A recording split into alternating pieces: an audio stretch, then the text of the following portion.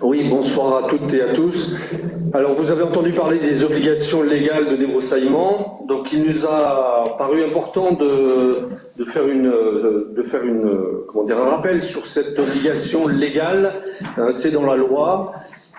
Certains d'entre vous ont participé il y a quelques mois à une formation qui était organisée par les collectivités forestières sur le sujet. Et je pense qu'il est bon que tout le monde... on va prendre quelques minutes quand même pour rappeler la loi, parce que le maire est en première ligne dans cette affaire, pour faire appliquer sur sa commune les obligations légales, parce que vous allez voir, c'est loin d'être facile à mettre en œuvre. Ça peut être parfois très délicat. Il y a des aspects de la loi qui sont extrêmement délicats. Donc ça nous a semblé important de le faire en cette période avant le printemps, puisque l'objet de cette loi, c'est la prévention incendie. C'est des travaux qui doivent être faits par les propriétaires autour des maisons dans l'hiver ou le plus tôt possible pour éviter le risque pendant la période estivale qui arrivera bientôt. Voilà, je vais laisser la parole à Marie Chailloux, qui est chargée de mission prévention des incendies à l'Union régionale des collectivités forestières, que je remercie d'être venue. J'espère ne pas avoir écorché votre titre, que je remercie d'être venu pour nous faire cette présentation. Et donc, vous pourrez poser des questions s'il y a des points que vous souhaitez voir approfondis. Je vais laisser peut-être ma place pour que ce soit plus confortable, ou vous avez un micro, comme vous voulez. C'est bon, j'ai le micro. Bonsoir à toutes et à tous, donc merci de me recevoir. Moi, ça va être une synthèse, parce que c'est une petite intervention de 15 minutes. Donc vraiment, on va essayer de balayer les points, et si vous avez des questions à la fin, on pourra y revenir. Donc, les collectivités forestières, ça a un petit peu été dit, mais donc c'est une association d'élus. On est structuré à plusieurs échelons. Il y a les associations départementales, les unions régionales, les unions de massifs et après la fédération nationale. On traite de plusieurs sujets, du foncier, de l'incendie, mais aussi du bois construction. Je ne vais pas m'étaler là-dessus parce que ce n'est pas le sujet de cette réunion. Donc quelques petits points pour que vous ayez en tête un petit peu sur le changement climatique et les feux de forêt. Là, vous avez un graphique au niveau de l'augmentation de la température. Donc c'est un graphique de Météo France sur les moyennes annuelles, les températures moyennes annuelles en France métropolitaine. Et on voit bien que depuis les années 80, c'est quand même... on voit le net changement, c'est pas simplement des moyennes, les climats souvent on parle de temps long, mais là, dès à présent, maintenant, on voit quand même les différences, et toutes ces températures-là, ça impacte forcément la forêt. Donc on a plusieurs facteurs aggravants au niveau du risque feu de forêt. Il n'y a pas que les températures et les sécheresses, même s'il y a les sécheresses et les périodes de canicule qui deviennent de plus en plus récurrentes. On a aussi les problématiques sanitaires qui sont renforcées avec le changement climatique. Toutes les problématiques de déprise agricole, de mitage urbain, tout ça, ça va augmenter le risque feu de forêt. Ce qui fait que d'ici 2050, on considère qu'une commune française sur deux sera considérée par le risque feu de forêt, enfin concernée plutôt. À l'heure actuelle, c'est le risque inondation qui est le plus répandu en France, mais du coup, on verra que dans le futur, quand même, le risque feu de forêt, il prend une grande importance.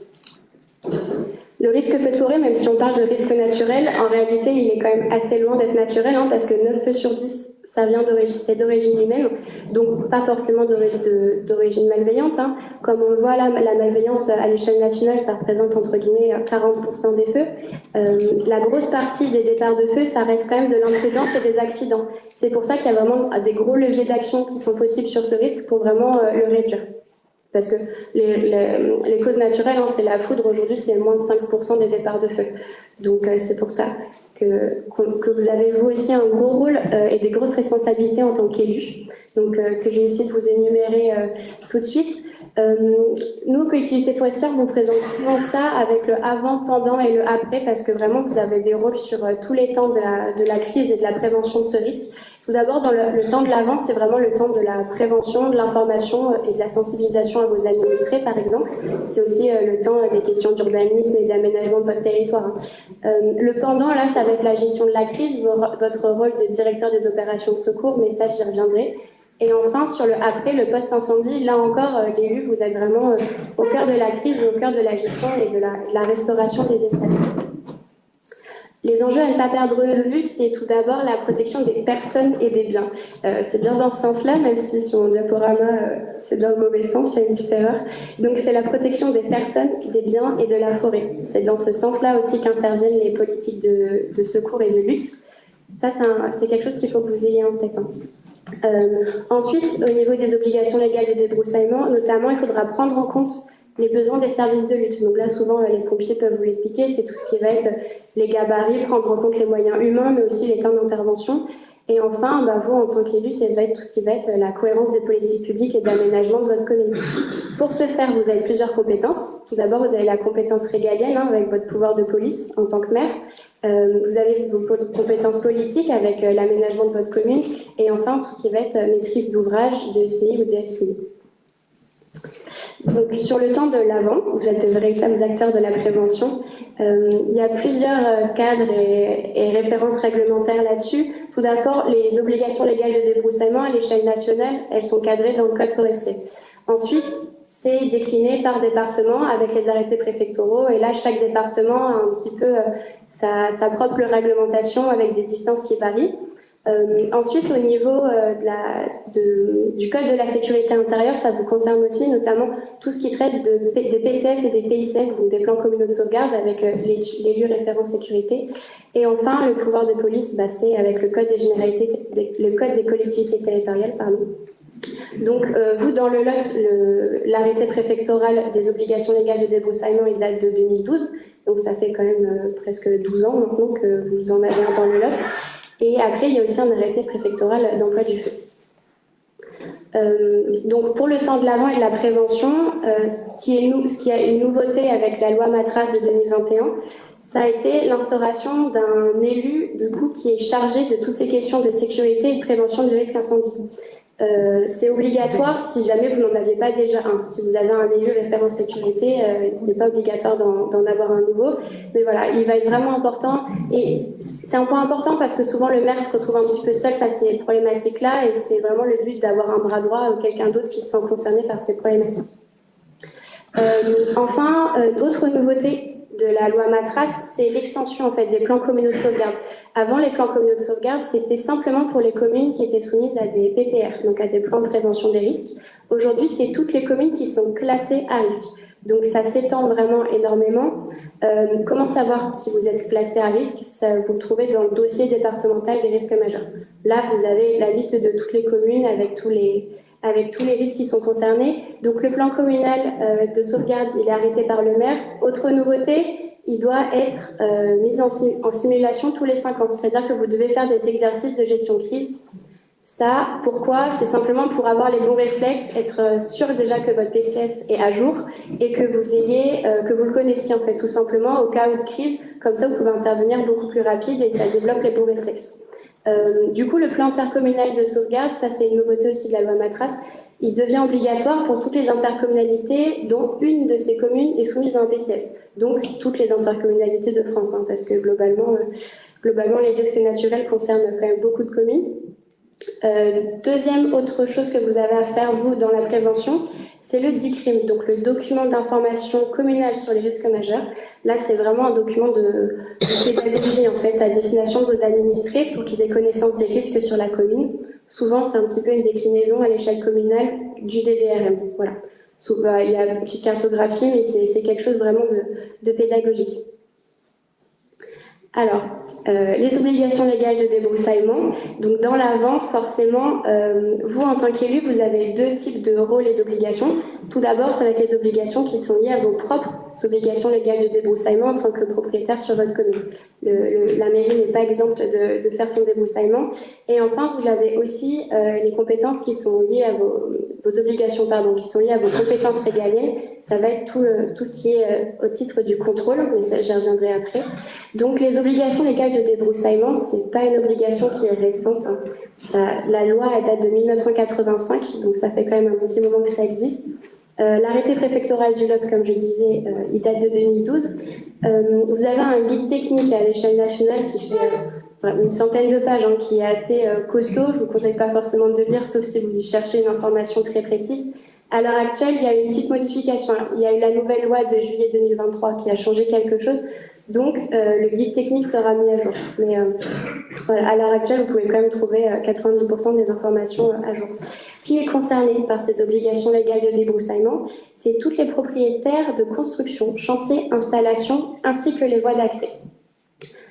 Tous les propriétaires de parcelles, donc là on parle des zones urbaines, parce qu'en zone urbaine, même si la parcelle est construite ou non, elle doit quand même être débroussaillée. Voilà, ça c'est un point qu'il faut avoir en tête.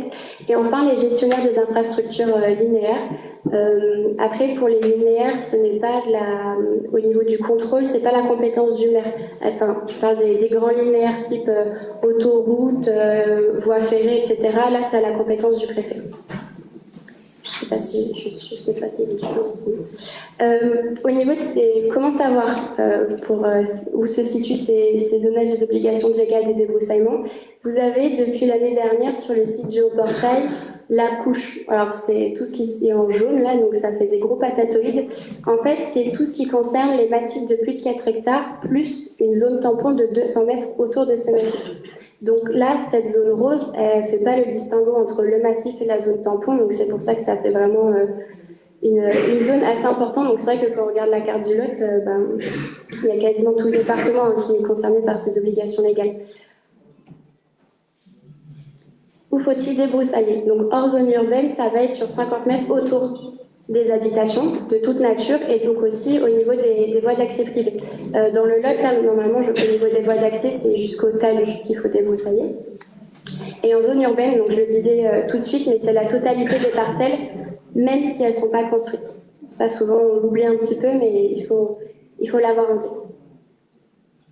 Alors là, il y a des petits schémas, mais ça a été modifié. Donc voilà, la commune est un propriétaire comme un autre, hein, l'arrêté préfectoral, il s'applique de la même manière.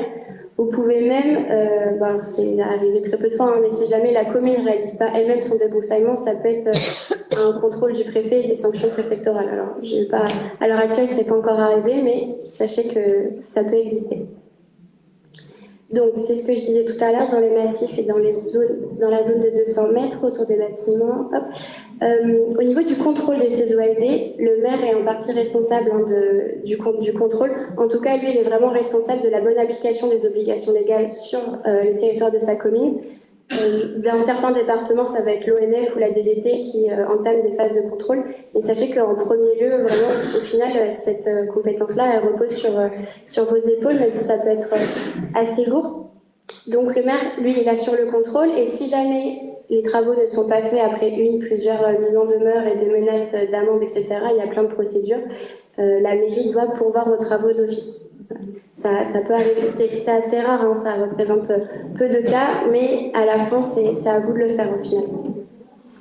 Au niveau de la communication, il y a une campagne de communication interministérielle qui a été réalisée en 2023 et qui est reconduite en 2024 sur ce site feu-gouv.fr. Donc c'est vraiment une campagne sur les obligations légales de débroussaillement. Sur le site, vous pouvez télécharger tout un petit kit de communication avec des affiches, des flyers, des vidéos pour vos réseaux sociaux en fonction de comment vous communiquez dans votre commune. Il y a de quoi faire. L'année dernière, normalement, il y a eu un courrier qui a été envoyé à peu près 3 millions d'habitants. Parce qu'avec l'IGN, ils ont superposé le zonage des OLD avec le zonage des adresses. C'est un courrier assez général. On ne sait pas exactement à quel point il est arrivé ou pas. Si vous l'avez reçu, peut-être que vous pourrez en témoigner tout à l'heure. Mais voilà, il y a des choses qui sont faites quand même au niveau national. Ensuite, le temps du pendant. Donc, vous êtes le directeur des opérations de secours, en binôme avec le commandant des opérations de secours, qui lui est un pompier. On l'oublie un petit peu souvent, et surtout en particulier dans le cas du risque feu de forêt, où c'est le pompier qui forcément prend un petit peu le lead, entre guillemets, sur ces problématiques-là. Mais n'oubliez pas que voilà, vous, en tant que maire, vous êtes le directeur, et que même si le pompier fait appui de conseil pour vous, c'est quand même à vous de prendre certaines décisions. Donc, au niveau de la gestion de crise, anticipation, il y a forcément moins de choses à penser et sérénité. Si vous préparez bien votre gestion de crise, vous allez arriver sur une situation qui sera complètement différente, notamment, bien sûr, si vous savez que sur votre commune, les OLD ont été réalisés, en tout cas vraiment sur les secteurs prioritaires, hein, les secteurs à plus gros risque, déjà, le feu sera entamé de manière complètement différente. Ça exige vraiment une mobilisation rapide et c'est vrai que des fois, ça se joue à peu de choses et on se rend compte qu'en ouvrant son PCS que des fois il n'est pas du tout pratique ou pas du tout pensé comme on aurait voulu qu'il le soit. D'où aussi l'intérêt de faire des exercices et de le mobiliser, ce plan communal de sauvegarde. Assez rapidement, du coup, après le temps de la reconstruction, là vous avez des gros rôles. Tout d'abord dans la phase d'urgence, en fait, hein, vraiment le juste post-incendie. Ça sera à vous d'annoncer la fin du sinistre, de commencer les travaux de sécurisation, pourquoi pas les mesures d'accompagnement aussi à vos sinistrés. S'il y en a, moi je ne le souhaite pas. Et après, à court et moyen terme, il y a aussi beaucoup de choses à faire. Ça va être toutes les mesures de réhabilitation, alors, pourquoi pas de replantation ou pas.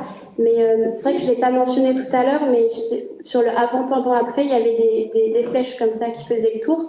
Ça, c'est pour vous rappeler qu'en fait, c'est toujours un petit peu cyclique, la gestion des catastrophes.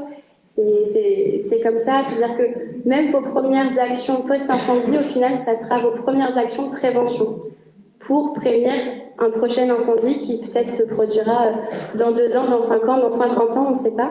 Je ne vous le souhaite pas, mais en tout cas, voilà, c'est pas parce qu'on a eu un incendie sur notre commune qu'on est à jamais immunisé contre ce risque, au contraire. Voilà. Et c'est fini pour moi, si vous avez des questions. Merci Marie. Est-ce qu'il y a des questions? Oui. Encore une fois, l'État se désengage et reporte sur les collectivités territoriales. Oui, et alors j'avais une question, moi il n'est pas là, mais je vais la donner, de Serge Cambon qui voulait qu'on la donne, parce qu'en fait, il faut savoir que quand vous avez un problème pour nettoyer à côté de chez vous, vous pouvez avoir la possibilité d'aller faire l'intervention vous-même chez le voisin. C'est comme ça. Mais il faut quand même avoir l'accord du voisin. Voilà, ça il faut que je lui explique, parce qu'évidemment, on ne va pas chez le voisin couper un arbre sans autorisation ou des broussailles. Mais il n'empêche que si le voisin vous autorise, bah à la limite, c'est vous qui nettoyez chez lui, quoi, la parcelle qui est proche de votre maison. C'est la limite quand même de l'exercice. Il n'empêche que c'est la responsabilité, je pense que c'était intéressant que vous ayez l'info. Voilà, ce qui est important, c'est que le plan communal de sauvegarde qui était limité aux communes ayant un certain nombre de risques majeurs, je crois que c'était 4 risques, qui étaient obligatoires. Moi, je l'ai eu obligatoire quand je suis arrivé maire à Gentrac, parce qu'on avait les glissements de terrain, l'inondation, les feux de forêt, etc., etc., etc. Je crois que ça devient obligatoire pour tout le monde, et qu'il n'empêche que si on ne l'a pas, ben, on est toujours pareil, tu l'as dit Didier, plus ou moins responsable. Parce qu'il y a un autre problème aussi qui n'a pas été dit ici, c'est qu'il faut savoir où habitent les gens sur la commune. Ça veut dire que les gens qui habitent dans des cabanes au milieu des bois, il faut être capable de savoir où ils sont et s'ils y vivent ou pas. Et là, ça pose d'autres problèmes aussi de responsabilité liés à l'urbanisme. Et ça, on se rend compte qu'on doit être dans l'obligation de savoir qui est présent sur la commune, à quel endroit, susceptible au moins d'être présent. Donc ça engage notre responsabilité. Je pense que c'est bien de l'avoir. Alors après, les responsabilités, voilà, c'est une de plus, quoi, je vais dire. Hein. On est habitué. Oui, j'ai une question à poser, moi, toute bête. J'ai entendu dire que cette histoire de débroussaillage, c'était aussi dans les communes. Donc, c'est-à-dire que si un terrain, quelqu'un a une maison vide et laisse embroussailler, on peut l'obliger à se débroussailler. Petit problème, quand le gars est mort, que c'est en indivision, qu'on ne trouve pas les héritiers, comment on fait? Ça voilà, mais la question à la con, parce qu'on en a une chez nous. Deuxième question qui va t'interpeller toi, Christophe. J'ai remarqué qu'à partir du moment où il y a des PCS, nous on a un PCS, l'intercommunalité est obligée de faire un PCIS. Est-ce qu'il est en cours ou alors s'il est comme les autres, on prie pour qu'il ne s'arrive pas? Notre responsable urbanisme va voir s'il l'a fini, mais on sera obligé d'en faire un évidemment. Je crois que ça sera dans les tuyaux. Alors franchement, Michel, après sur le problème légal, on ne va pas rentrer dans les détails, mais que ce soit dans une forêt ou même dans une commune avec des maisons, l'obligation de nettoyer, elle est pour tous, quoi. À partir du moment où il y a un risque d'incendie, tu peux, ça a été dit, faire payer les travaux, encore faut-il trouver quelqu'un pour le faire payer. Voilà, bon, ça c'est la limite, mais je pense que vous pourrez faire la soirée sur la partie légalité, je pense qu'on va arrêter là, à moins qu'il y ait d'autres questions plus précises. On a profité de la venue de Marie, donc je la remercie encore. Et puis je pense qu'on va vous faire passer le document, voilà, hein, à tout le monde. Vous aurez au moins les éléments dans vos mairies, vous pourrez, je crois qu'il y a des renvois pour aller chercher les lois, etc., et des documents que vous pouvez aller récupérer sur Internet. On est d'accord?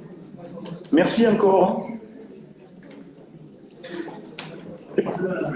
vais vous proposer donc de commencer le conseil communautaire et dans un premier temps de choisir donc un secrétaire de séance. Je propose, s'il vous plaît, Jean-Luc Laborie. C'est trop fort, Régis?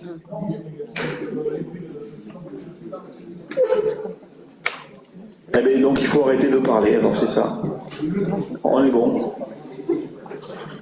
Ok, donc Jean-Luc, est-ce que tu acceptes d'être notre secrétaire? Et je te remercie encore pour l'accès à la salle, évidemment. Donc je propose qu'on mette au vote pour essayer les appels. C'est possible.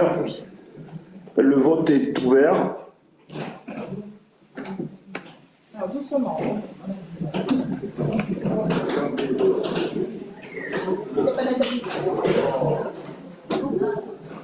Au revoir et merci.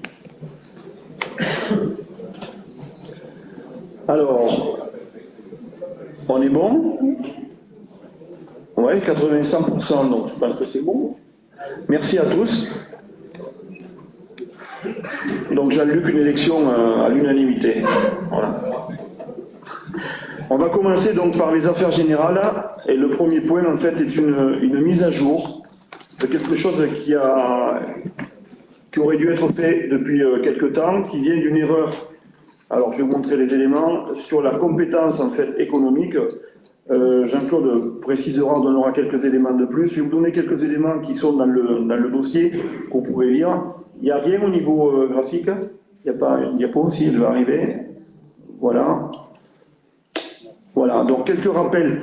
La communauté de communes du Pays de Saint-Céré, donc du 21 juin 2012, donc apparaissait dans ce document le fait que l'abattoir et l'élément également pour les veaux qui avait à côté le marché aux veaux était d'intérêt de la communauté de communes.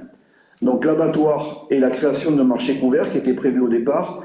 Le 17 septembre 2018, sur la validation de l'intérêt communautaire, ils sont clairement mentionnés et donc expressément visés par l'intérêt communautaire. Et puis pourquoi, le 10 décembre 2018, l'intérêt communautaire a été défini, mais avec une erreur matérielle qui n'a pas repris les deux éléments notés ci avant.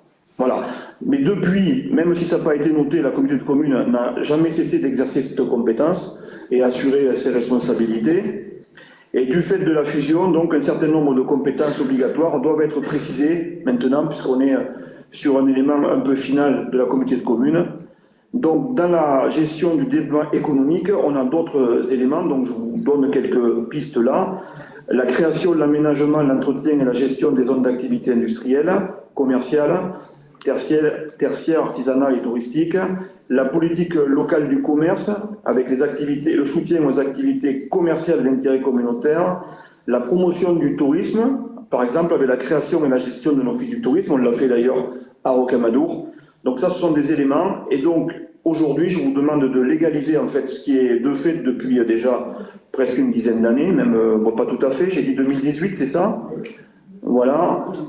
12 la création et 2018 avec l'erreur. Donc de rétablir l'erreur qui date de 2018 et d'accepter de prendre donc dans l'intérêt communautaire l'abattoir de Saint-Céré sur lequel on travaille et dans lequel on a investi déjà, et le marché couvert au veau de Saint-Céré où donc on a un marché tous les 15 jours, toutes les 2 semaines, où Coval d'Or de temps en temps, pas à chaque fois, intervient, je crois, avec des lots notamment et des prix, et on participe donc au développement du veau sous la mer notamment dans le programme du PAT, on en parlera tout à l'heure. Est-ce que vous avez des questions sur ce règlement à modifier et à remettre en conformité? Ou est-ce que je peux le mettre au vote? Pas de questions, donc je vous propose de le mettre au vote.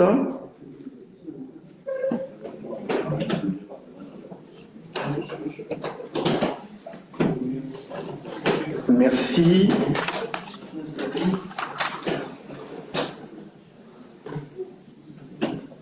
Merci à tous. Donc, ceci étant réglé, le deuxième point, je pense, si on l'a remis, puisqu'on l'a rajouté, on vous en a fait part, dans le conseil communautaire, tient également à l'abattoir de Saint-Céré. Est-ce que c'est ça? Oui. Et donc, je vais laisser la parole à Pierre Molla pour vous en donner les détails.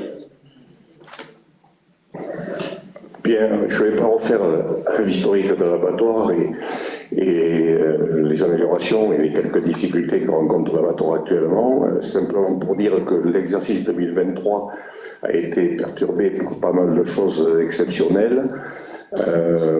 Donc en particulier, vous savez qu'il a fallu rattraper les 211 000 € qui avaient été passés de l'investissement au fonctionnement. Il y a eu aussi tous les coûts liés comment dirais-je, à Tartarin et au licenciement. Donc voilà, il y a eu aussi un investissement qui n'était pas prévu, qui a été fait à hauteur de 130 000 € sur les panneaux photovoltaïques, et il a fallu sortir ces 130 000 de la trésorerie. Donc actuellement, j'ai pris ce matin, il y a 50 000 € en trésorerie, sachant qu'on tire déjà sur une ligne de crédit de trésorerie de 200 000. Donc l'abattoir doit faire face à cette problématique. C'est pour ça qu'on me demande d'attribuer aujourd'hui à la régie intercommunale une subvention de fonctionnement à hauteur de 100 000 € pour faire face aux échéances à venir. Est-ce qu'il y a des questions ? À donner quelques éléments complémentaires. On est toujours sur, et avant de répondre à des questions, on est toujours sur la création de la SEM, d'accord, qui a été pas arrêtée, mais je vous rappelle qu'on a eu un accident extrêmement grave avec un mort à l'abattoir au mois de novembre, quelques jours après que j'ai pris les fonctions de président. Ça a été un choc assez monstrueux d'ailleurs pour tout le monde, pour le personnel en premier lieu, mais pour nous aussi. Donc l'abattoir a fonctionné quand même dans la difficulté, mais a continué à fonctionner. Donc c'est quelque chose d'important. La SEM, pour la créer, donc il y a déjà eu plusieurs réunions qui sont reparties, notamment avec le département, avec le Grand Figeac et avec Oval d'Or en tête de pont. Il faut, dans une SEM, donc je vous le rappelle, mettre autour de la table les collectivités, mais aussi les professionnels. Donc on a relancé le dispositif, parce que c'est une aventure qui va prendre plus d'un an pour arriver au bout du bout. Et évidemment, pour arriver au bout du bout, il faut aussi un outil qui soit en fonctionnement et qui soit correct et qui puisse être porté ensuite par cet élément qui nous déchargera un peu de leur responsabilité parce qu'on ne sera plus tout seul autour de la table. Donc l'idée c'est ça, c'est d'avoir donc les professionnels concernés aussi en étant partie prenante de l'outil par rapport au projet de PAT qu'on a et notamment avec les difficultés que vivent les agriculteurs actuellement. Cet outil-là, il est indispensable, tout le monde s'accorde à le dire. Encore faut-il le mettre dans un fonctionnement correct, équilibré, donc ça veut dire gagner un peu en tonnage pour arriver à équilibrer les comptes, ça on vous l'expliquera. Je remercie Pierre Moll qui a beaucoup travaillé donc, avec les services, et Jean-Claude aussi était présent pour travailler sur le budget de l'abattoir 2024, donc voilà, c'est un travail important qu'ils ont fait. Et donc on sera présent autour de l'abattoir avec Hervé, que je félicite et que je remercie, parce que Hervé, il est très régulièrement à s'insérer pour faire tourner l'abattoir. Et c'est vraiment, en fait, il est directeur de l'abattoir sans le salaire. Donc, voilà, en gros, directeur bis, quoi. En tout cas, il est président. Et je le remercie, parce qu'il donne beaucoup de lui pour le faire tourner.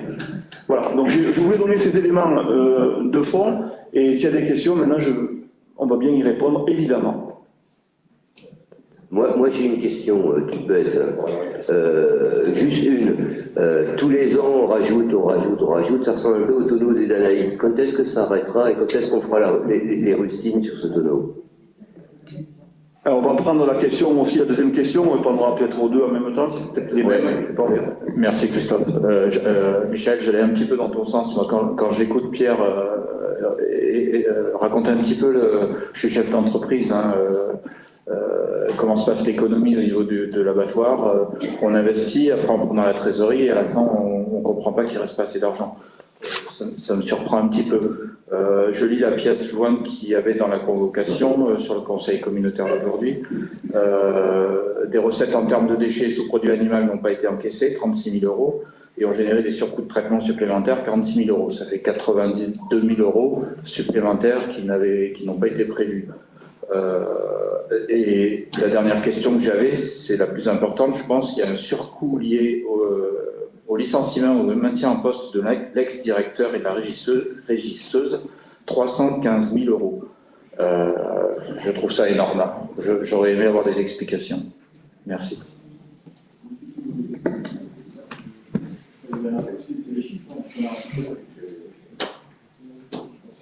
je donne des éléments. Bon. Je vais donner les éléments alors, en toute transparence. Sur le fonctionnement de 2023, alors c'est les chiffres que j'ai encore retravaillés ce matin. Je suis repassé à l'abattoir et je suis passé aussi confirmer ces chiffres-là au niveau de Madame Goyette sur la perception. Les recettes totales pour l'année 2023 se sont établies à 1 853 000 euros. Dans ces 1 853 000 euros, il y a 335 000 d'exceptionnels dans les recettes. 150 000 qui sont la subvention qu'avait donnée Covaldor pour la prévision de licenciement.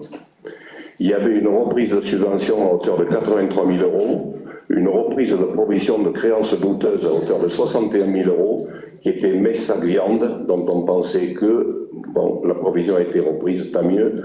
Et il y a eu aussi un remboursement de l'URSSAF suite à un contrôle à hauteur de 41 000 euros. Il y a donc 335 000 euros d'exceptionnels, donc les recettes hors exceptionnelles, c'est 1 518 000. Les dépenses totales se sont élevées à 2 647 000 euros. Il reste donc des factures encore mandatées à hauteur de 9 800 euros du mois de décembre et des cuirs à mandater à hauteur de 28 400 euros. Là, dans ces 2 647 000, il y a eu pour 551 600 euros d'exceptionnels. Les 211 000 d'annulation de titres. 211 000, vous savez, qui a été donné pour de l'investissement, qui était passé au fonctionnement. Donc, bien évidemment, c'est une dépense qu'il a fallu rajouter pour régulariser les choses. Il y a eu effectivement le coût des licenciements et le coût des, du salaire de bois et tartarin qui ont continué à être payés même s'ils ne travaillaient plus. Et le coût au final, en réel, c'est 317 900 euros. Donc on rejoint les 315 que vous aviez. Il y a aussi un exceptionnel, le coût de M. Magot, que je considère comme de l'exceptionnel, puisqu'il était là en appoint, et qu'on peut considérer que l'an prochain, il n'y sera plus, à hauteur de 22 000 euros. Donc ce qui nous fait des dépenses hors exceptionnelles, à hauteur de 2 95 400 euros. Donc le résultat réel de 2023, si je prends les recettes totales et les dépenses totales, c'est un résultat réel, il est à moins 794 000 euros. Et le résultat hors exceptionnel, en fonctionnement, il est à moins 777 400. Et moi je pense que c'est ce résultat-là, hors exceptionnel, qu'il faut prendre comme résultat de base pour repartir sur les budgets 2024 et voir comment on rétablit la situation.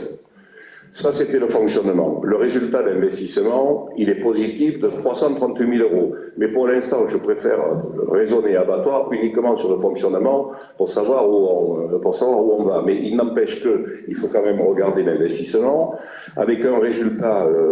Donc, ça fait un résultat d'ensemble de 2023 entre les 794 négatifs du fonctionnement et 338 positifs de l'investissement de 456 000 euros. Donc de mémoire, là par contre, parce que je n'ai pas eu le temps de vérifier le chiffre, je pense qu'il y avait l'an dernier un rapport positif autour de 42 ou 45 000 euros. Ce qui fait qu'on repartira en 2024 avec un déficit de fonctionnement à reporter à hauteur de 411 000 euros. Voilà. Et pour mémoire, le résultat d'ensemble entre fonctionnement et investissement, si je me dépouille de l'exceptionnel, il est de moins de 139 400 euros. Voilà. Donc, le redressement de l'abattoir, en quelques mots, si on avait à établir une stratégie, il faut se dépêcher de retrouver du volume. Donc, on travaille à essayer. J'ai eu personnellement la vétérinaire de la mosquée de Paris au téléphone pour lui dire l'importance que ça avait pour notre abattoir de passer de pouvoir faire de l'halal, parce qu'on a la possibilité de trouver une augmentation de tonnage. Il y a eu une augmentation qui a été actée, de tarifs à nos apporteurs. Alors, dans les tarifs à les apporteurs, il y a deux tarifs. Il y a des tarifs des apporteurs en dessous de 40 tonnes mois et entre 40 tonnes et 80. En fait, la troisième tranche au-dessus de 80 qu'on avait vu, Jean-Claude, elle n'existe pas, il n'y en a pas. Donc, par exemple, de mémoire, sur les ovins, pour les moins de 40 tonnes, on est passé de 360 € la tonne à autour de 500. Bon, tout ça, ça fait des augmentations de tarifs. Il y a une problématique qu'il faudra revoir certainement, c'est avec le nouvel apporteur de porc qui s'appelle Laborie, je crois, que l'on a fait venir à l'abattoir, mais avec une facturation qui, à mon sens, il faudra renégocier assez rapidement parce que je pense qu'elle est trop basse. Mais ça jouera sur le volume, donc il faut se presser effectivement de trouver des volumes. Bien évidemment, il faut essayer de serrer au maximum, comme on fait un petit peu partout, et dans les charges à caractère généraux, etc., etc. Et ensuite, on sait qu'il y a effectivement des opportunités qui peuvent arriver autour de cet abattoir. Donc ces opportunités-là, il faudra se dépêcher effectivement de les prendre pour retrouver du tonnage et retrouver le point mort. En l'état actuel, on est sur 2023, on est sur 2910 tonnes abattues. Je pense que le point d'équilibre va se situer autour de 3500 tonnes en essayant d'améliorer là aussi le mix produit. Mix produit, c'est-à-dire essayer d'abattre plus de bovins que de caprins, etc. Voilà. Mais voilà, ça passera par tout ça. Les opportunités existent. À mon sens, il faudra 2 ans pour redresser l'abattoir. Voilà, tel que je le vois. Et il faudra aussi peut-être avoir aussi un peu de chance, parce qu'il en faudra peut-être un peu, quand même. Voilà. Là je vous ai livré en toute transparence la situation. Je pense que l'élément fondamental, c'est ça, c'est de mettre à plat la réalité, savoir où on va. Il faut 15% de tonnage supplémentaire pour arriver à équilibrer. Ça ne veut pas dire que derrière, on fait de la magie. Mais on a un outil qui peut fonctionner, et derrière, on peut créer la SEM avec des apporteurs financiers. Le département nous suivrait à la même hauteur que nous. On serait engagé donc au même niveau que le département, et derrière, il y aurait le grand FIJAC, les autres comités de communes, plus les professionnels dedans. Ça nous stabiliserait et ça nous rassurerait un peu. On serait plus seul à tenir la barque, en fait. Même si l'outil, pour moi, est essentiel. En sachant aussi que les autres abattoirs sont en perdition pour certains. Alors, je souhaite du mal à personne, hein, mais on sait que l'abattoir de la Roquebeau est en grande difficulté. Voilà. Il y en a plein, il y en a d'autres qui ont fermé. Celui de Sainte-Afrique a fermé. Voilà. On sait qu'ailleurs, il y a des complications aussi. Garder un abattoir sur le nord du Lot, c'est le seul des départements multi-espèces, ça a du sens. Voilà. Donc l'investissement qu'on y met, évidemment, c'est comme quand on investit. L'autre jour, on a voté 300 000 € pour la Carcinoise. On espère que ça va marcher aussi. C'est un pari aussi sur l'économie et sur le projet de PAT. J'y tiens, parce que si on fait tuer nos bêtes à Rodez ou à Nîmes pour les ramener après ici, enfin franchement ça n'a plus grand sens quoi. Les circuits courts, les machins, tout ça, ça n'a plus d'intérêt. La piste elle a été donnée, on vous tiendra au courant de manière factuelle et précise des chiffres. Voilà. On commencera par le faire en bureau, déjà, quand on aura fait un tableau un peu plus net. Là, donc, c'est des éléments suite à la création du budget 2024, où on a demandé à ne plus laisser seul, en fait, le fonctionnement de l'abattoir. Et les élus de Covendor sont beaucoup plus présents à l'abattoir. Je crois qu'Hervé peut le dire. Et voilà, on est que ce soit Jean-Claude ou Pierre pour la partie finance, il faut qu'on soit autour d'eux. On ne peut pas le regarder à distance. Je ne sais pas si on a répondu, on l'a fait de manière... Voilà. Je suis d'accord avec toi, Christophe. Et par solidarité, effectivement, il faut qu'on ait un abattoir. Ceci dit, effectivement, la gestion a l'air un peu hasardeuse par moment, quand même. Et c'est bien sûr. Attends, Michel, juste je voudrais faire une précision, c'est que bien évidemment, moi j'ai non pas souhaité, mais j'ai demandé à ce qu'un point mensuel soit fait pour regarder l'activité, les productivités sur les chaînes, mettre en place ces indicateurs, de façon à ce qu'on puisse suivre effectivement et que je puisse alimenter le conseil sur l'évolution de l'abattoir. Voilà. J'ai bien compris les 41 000 euros d'URSSAF, c'était un redressement, c'est ça? Au contraire, c'est au contraire, au contraire, c'est suite, voilà, c'est une recette exceptionnelle. Alors, pour être tout à fait honnête aussi, il y a eu des dysfonctionnements à l'abattoir avec aussi des licenciements, des gens qui ont été mis dehors avec des difficultés relationnelles. Ça n'a pas certainement aidé beaucoup l'abattoir à bien fonctionner, évidemment. On a récupéré le bateau l'année dernière avec un nouveau directeur qui est arrivé de mémoire à milieu d'année environ, avril peut-être, dans ces eaux-là. Donc voilà, il n'y a pas un an de fonctionnement encore, et il y avait à rétablir beaucoup de choses. Donc voilà, donc nous on vous donne les éléments. Évidemment qu'on ne fera pas d'argent avec l'abattoir, mais je crois que ça on le savait déjà avant, mais je pense que c'est notre responsabilité de garder l'outil. Voilà, et que si on arrive à équilibrer et à faire cette SEM avec d'autres partenaires, on aura gagné. Mais 2 ans, oui, c'est ce que je considère qu'il faudra. D'abord, il faut, je remercie Anne qui va souvent aussi, qui travaille là-bas, pour voir comment on peut créer la SEM au niveau des services de Coval d'Or. Déjà, la SEM, c'est minimum entre 12 et 18 mois pour la créer. Hein. C'est extrêmement complexe. On a vu le temps qu'on a mis pour créer la SPL, le Coval d'Aix. Voilà. Mais la SEM, c'est à peu près du même tonneau. Il faut des engagements, il faut un porteur fiable. Et ce porteur fiable, j'espère que ce sera nous. Oui, Didier? De toute manière, l'abattoir, c'est une volonté politique. Hein. Et je veux dire, c'est comme faire de la culture, c'est une volonté politique. C'est comme mettre une maison de santé qui est déficitaire, c'est une volonté politique. Après, je pense que la SEM réglera beaucoup de problèmes, que la SEM sera en piste. Et bon, moi je pense qu'il faut sauver cet abattoir. Moi je voulais dire aussi. Michel, s'il te plaît, laisse parler Hervé. Oui, non, je vais pas tout commenter et en rajouter. Juste un exemple, hein, parce qu'il faut aller jusqu'au bout de l'exemple. Le contrôle URSSAF, alors c'est vrai que quand il est arrivé, moi je me suis dit c'est la fin, là, ce coup-ci. Et quand elle m'a téléphoné en disant on vous rend 40 000 euros, je l'ai fait répéter 3 fois, je crois, avant de faire. Mais on a fait le calcul. L'erreur qui a été faite pendant des années, c'est 150 000 euros qu'on a payé. Oui, c'est-à-dire qu'on a perdu 110 000 euros, c'était les exophilions, etc. depuis, voilà. Et de la même façon, ça a été un peu dit, mais par exemple, tous les sous-produits de l'abattoir, alors il y a des choses qu'on peut valoriser, il y a des choses qu'on ne peut pas valoriser. On en était arrivé à un point où on payait pour tout. C'est-à-dire que tout partait au méthaniseur de Gramma, pour faire simple, sans que ça soit trié, alors que aujourd'hui, ces sous-produits, c'est souvent ce qui fait la différence et ce qui fait l'équilibre. Donc voilà, pour dire, il y a beaucoup à faire, et ça s'est fait aussi parce que rien que ça, c'est déjà pas simple, c'était pas simple à faire, et je pense qu'il y a...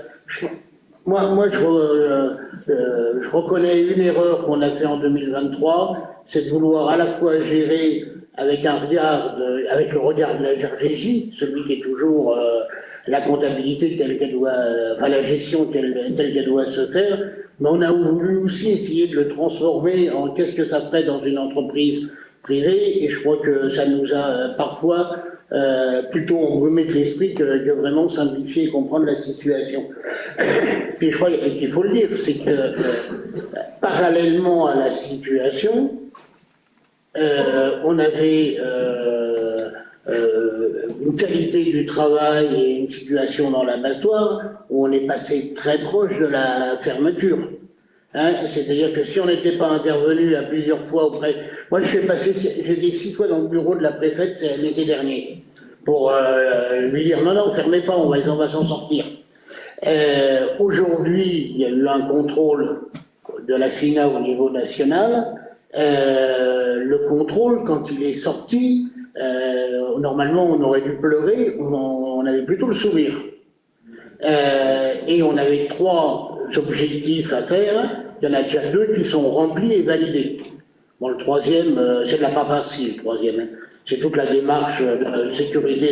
Il y a la formation aussi, oui. Ah mais ça y est, le plan est défini. Le plan est défini, ils vont partir de février à juin. Le coût est mais tu me l'apprends pas, j'ai pas. Oui, je sais. Le coût est de 22 000 euros, il y aura 11 000 de...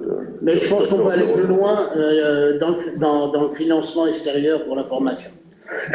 Non, mais pour dire qu'il fallait aussi le redresser, il n'y avait pas une barre à redresser, il y en avait plusieurs pour arriver. Et sur la partie technique, je crois qu'on est... Alors je touche du bois parce que effectivement il y avait eu des problèmes, c'est pas du bois, ça, oui, je sais pas, mon voisin. Il y avait aussi les bons éléments de l'abattoir qui étaient partis parce qu'ils ne supportaient plus l'ancien directeur et qui reviennent aujourd'hui. Et on a un personnel aujourd'hui qui est stable et qui ramène de la compétence. Et tout ça, c'est plutôt des éléments rassurants, donc moi, d'un point de vue technique et qualitatif. Non, voilà, après, je peux en parler pendant... je m'arrête là.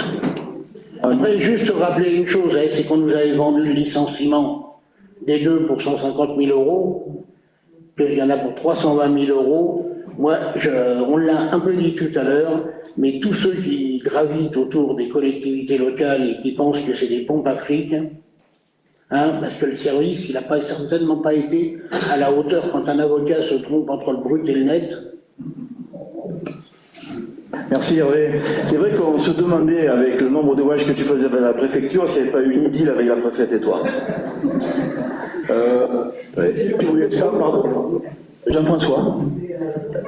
Oui, moi, je ne voudrais pas prétendre faire une synthèse de tout ce qui vient d'être dit, mais je crois qu'on est tous d'accord pour dire que cet abattoir, il faut vraiment le sauver. Moi, en synthèse, il me semble que ce qui nous manque, en fait, hein, on explique pourquoi on a eu des problèmes avec le personnel, des problèmes financiers. Ce qui manque, c'est d'avoir une vision concrète d'action à entreprendre, un plan d'action commercial, je dirais, hein, pardon de revenir à mes vieux amours, mais qui nous donnerait une perspective, même si on sait que pendant 2 ans, 3 ans, on va encore perdre de l'argent, on aurait une vision de quelque chose qui est possible. Là, ce qui nous gêne, je crois, à tous, de façon plus ou moins consciente, c'est qu'on n'a pas cette perspective et que donc on est toujours dans la justification de ce qui n'a pas marché, de ce qui a coûté ou de l'argent qu'il faut mettre. Voilà. Exactement, Jean-François. Pour être tout à fait vrai, on a quand même un objectif. L'objectif, ça a été dit par Pierre, c'est les chiffres qui le donnent. Si on veut équilibrer, il faut 15% de tonnage supplémentaire. Ça veut dire aussi ça veut dire aller chercher des produits, et notamment des produits qui sont plus rentables que certains. Ça a été expliqué, les caprins donnent du tonnage, mais peu de rentrée financière. Donc, c'est un peu ça l'idée. 15%, je pense que c'est jouable. Ça demande aussi d'aller faire du démarchage. Voilà, mais c'est ce qui est fait. Alors après, on a un directeur d'abattoir qui est arrivé il y a 9 mois, on va dire, 10 mois. En tant que comité de commune, il faut lui faire confiance. Pour l'instant, on lui fait confiance. Il n'empêche qu'on en a discuté. Réfléchir à mettre quelqu'un qui irait faire du démarchage, mais après, ça a un coût aussi. Il faudrait voir comment on le fait. Est-ce qu'on le fait à titre d'élu, ou est-ce qu'on met quelqu'un carrément qui va faire du démarchage auprès des professionnels? C'est une question qu'on s'est posée. Donc on va dans ton sens, quoi. Effectivement, il faut avoir une vision. La vision, c'est qu'est-ce qu'il faut atteindre? C'est la SEM, et pour avoir la SEM, il faut arriver à l'équilibre. Voilà, non, moi je voulais dire que la SEM me semble une solution dans la mesure où, comme dit Jean-François, on n'a pas de perspective d'équilibre ou de bénéfice, et cette SEM nous permettra de partager les déficits. Et il a raison, et je rejoins Didier aussi en disant que c'est quand même une volonté politique, c'est un choix politique. Maintenant, c'est notre choix ou pas. Par rapport à la SEM, tout le monde est d'accord, il faut qu'on change le mode de gestion, ça c'est clair pour moi. Après, pour revenir et pour compléter les propos de Pierre et de Christophe, aujourd'hui, l'abattoir, on sort de plusieurs années de mauvaise organisation et de mauvaise gestion de l'abattoir. Bon, alors le responsable, c'était certainement le directeur qui n'a pas fait ce qu'il fallait, qui était sous influence de certains abatteurs et tout ça.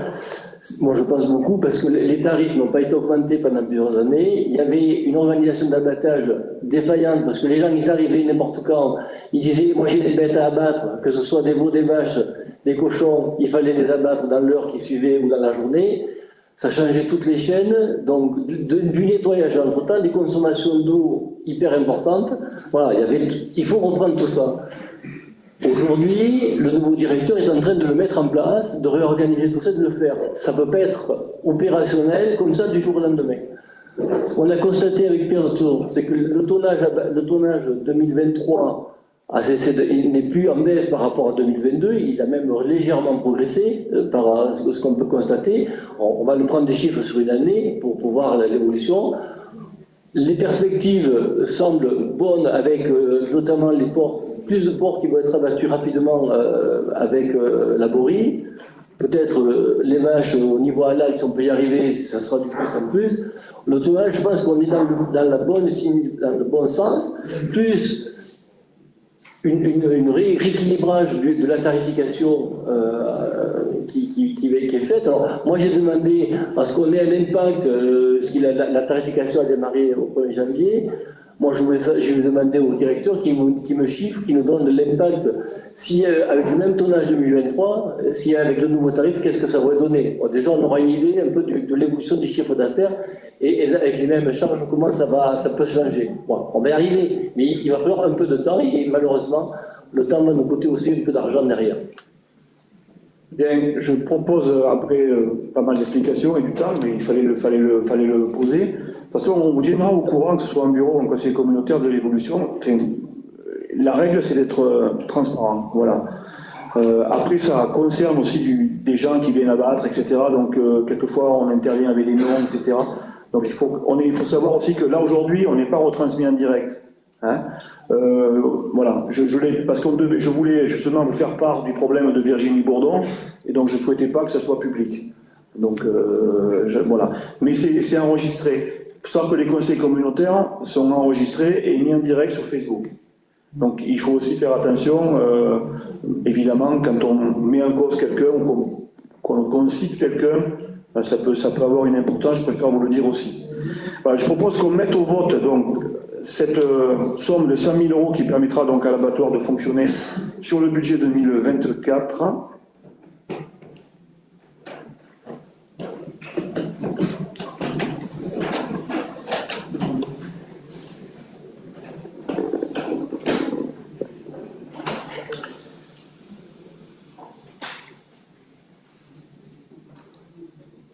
Merci.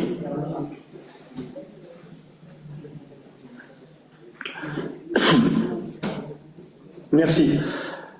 Donc on va poursuivre, donc notamment Anne, tu peux finir de créer la scène en 2 mois si tu peux. Je pense que ça prendra plus de temps, mais on va poursuivre. On va passer au sport, si vous le voulez bien. Et donc sur la tarification, alors le premier slide indique des augmentations de 2 et 15%, entre 2 et 15%. Donc on a essayé de tenir compte un peu de l'augmentation évidemment du coût de la vie, des fluides, mais de manière modérée. Et on a aussi augmenté notamment les tarifs de Bretonneux-Biars, qui était une piscine très vétuste, qui va être rénovée entièrement et mise à disposition, on pense, en juillet. Au mois de juin, ça sera compliqué. Et donc, on se basera sur les tarifs de Souillac, qu'on avait mis en place quand la piscine a été refaite. Parce que c'est le même type de bassin entre Bretonneux et Souillac, bassin nordique. Voilà, donc vous avez les tableaux qui vous ont été envoyés, avec les tarifs qui restent identiques, avec des petits pourcentages d'augmentation de 2 à 5% pour tenir compte en fait des surcoûts des fluides, sauf sur Bretonneux évidemment, où là on a des augmentations qui montent, alors d'ailleurs ça ne correspond pas tout à fait, jusqu'à 30%, parce qu'on avait des taux qui étaient très bas, mais on passe par exemple de 1,50 à 2,30 pour vous donner une idée des modifications que ça fait. Mais bon, l'augmentation est conséquente, c'est normal, puisqu'on partait de très bas, sur une piscine extrêmement vétuste. S'il n'y a pas de questions sur les barèmes des piscines, en vous disant donc que la piscine de Bretonneux-Biars devrait ouvrir en juillet, on aura 1 mois de retard par rapport à la prévision, suite au problème avec le désamiantage et l'entreprise qui a fait faillite, qui nous a fait faux bond, et qui a mis 3 mois de retard sur les travaux à peu près, voilà, qu'on a essayé de récupérer.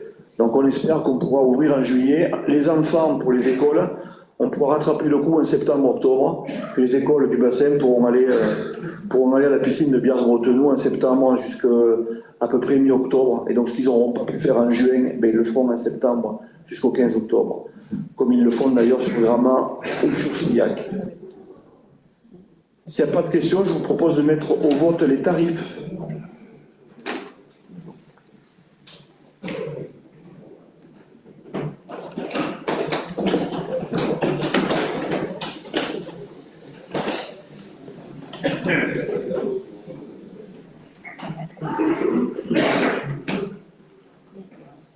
Merci.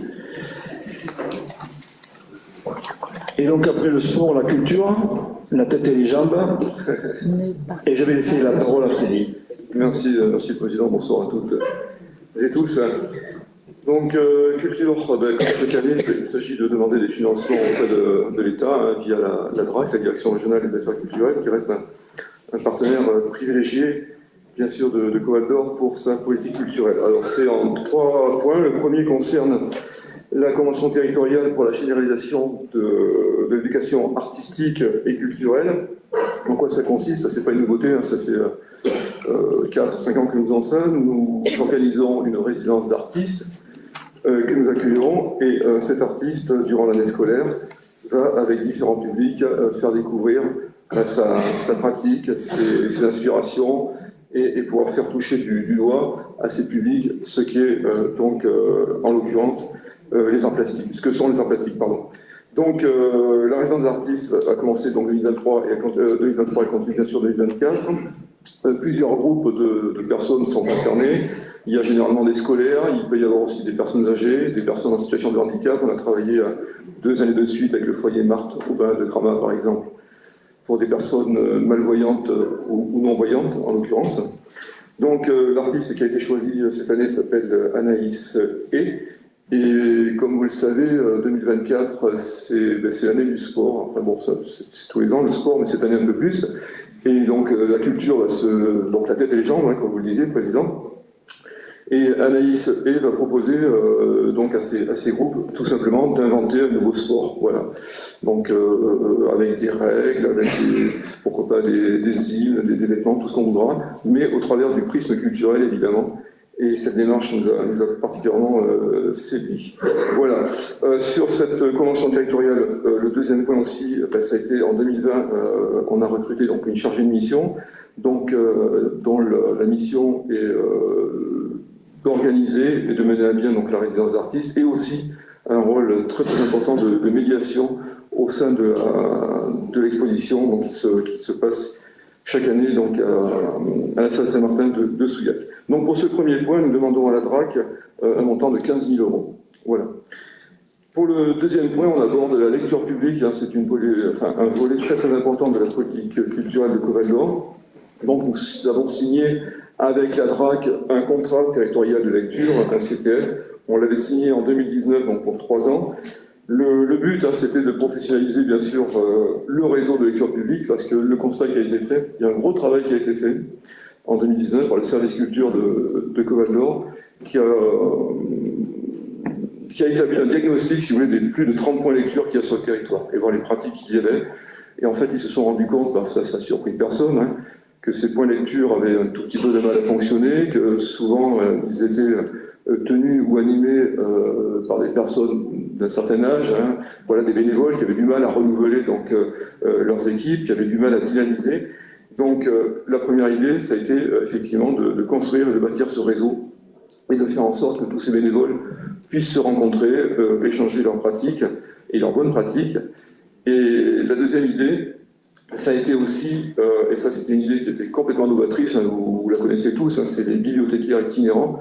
Ça c'est pareil, hein, Coval d'Or a été précurseur dans ce domaine et on commence à faire des exemples. Donc le principe était simple, c'était de recruter 2 professionnels donc, des métiers de la bibliothèque, 2 professionnels qui apportent bien sûr leurs compétences et leurs propositions à ces bénévoles justement pour pouvoir redynamiser ces points lecture bibliothèque.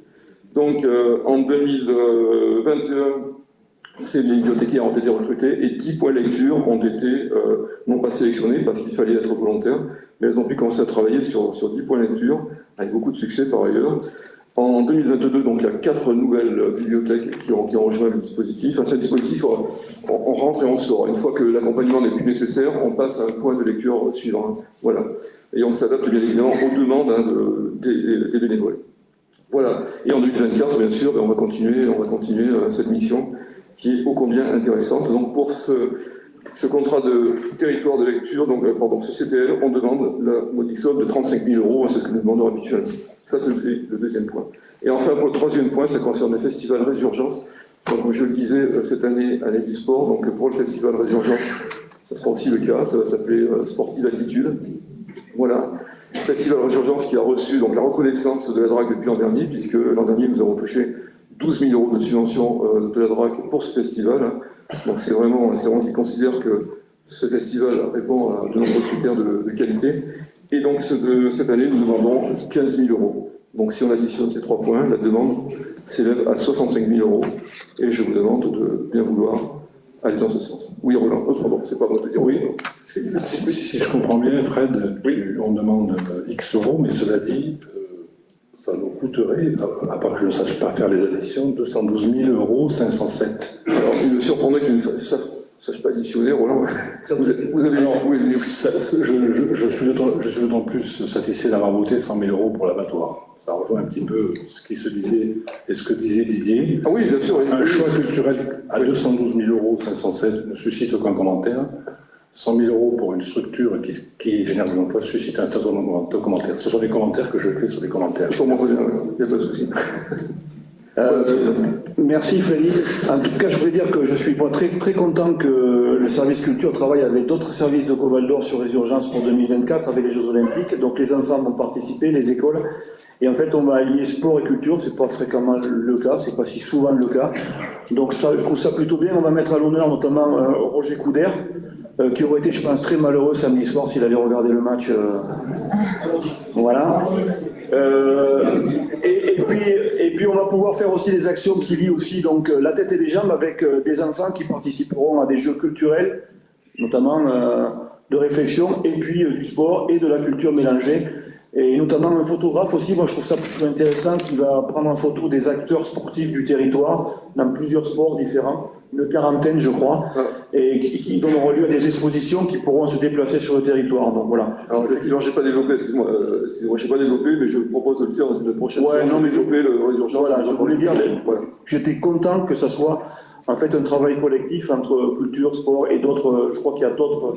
Il y a la petite enfance aussi qui va travailler puisque les gamins seront concernés. La communication aussi. Merci. Je propose qu'on le mette au vote.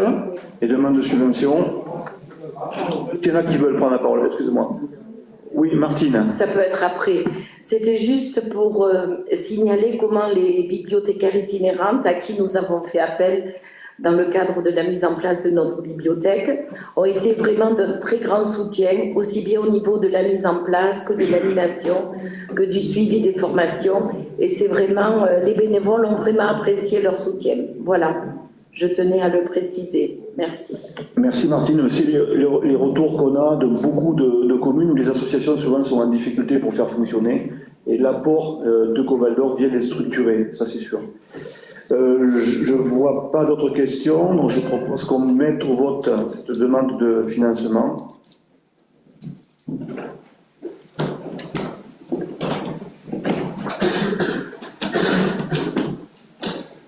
Merci.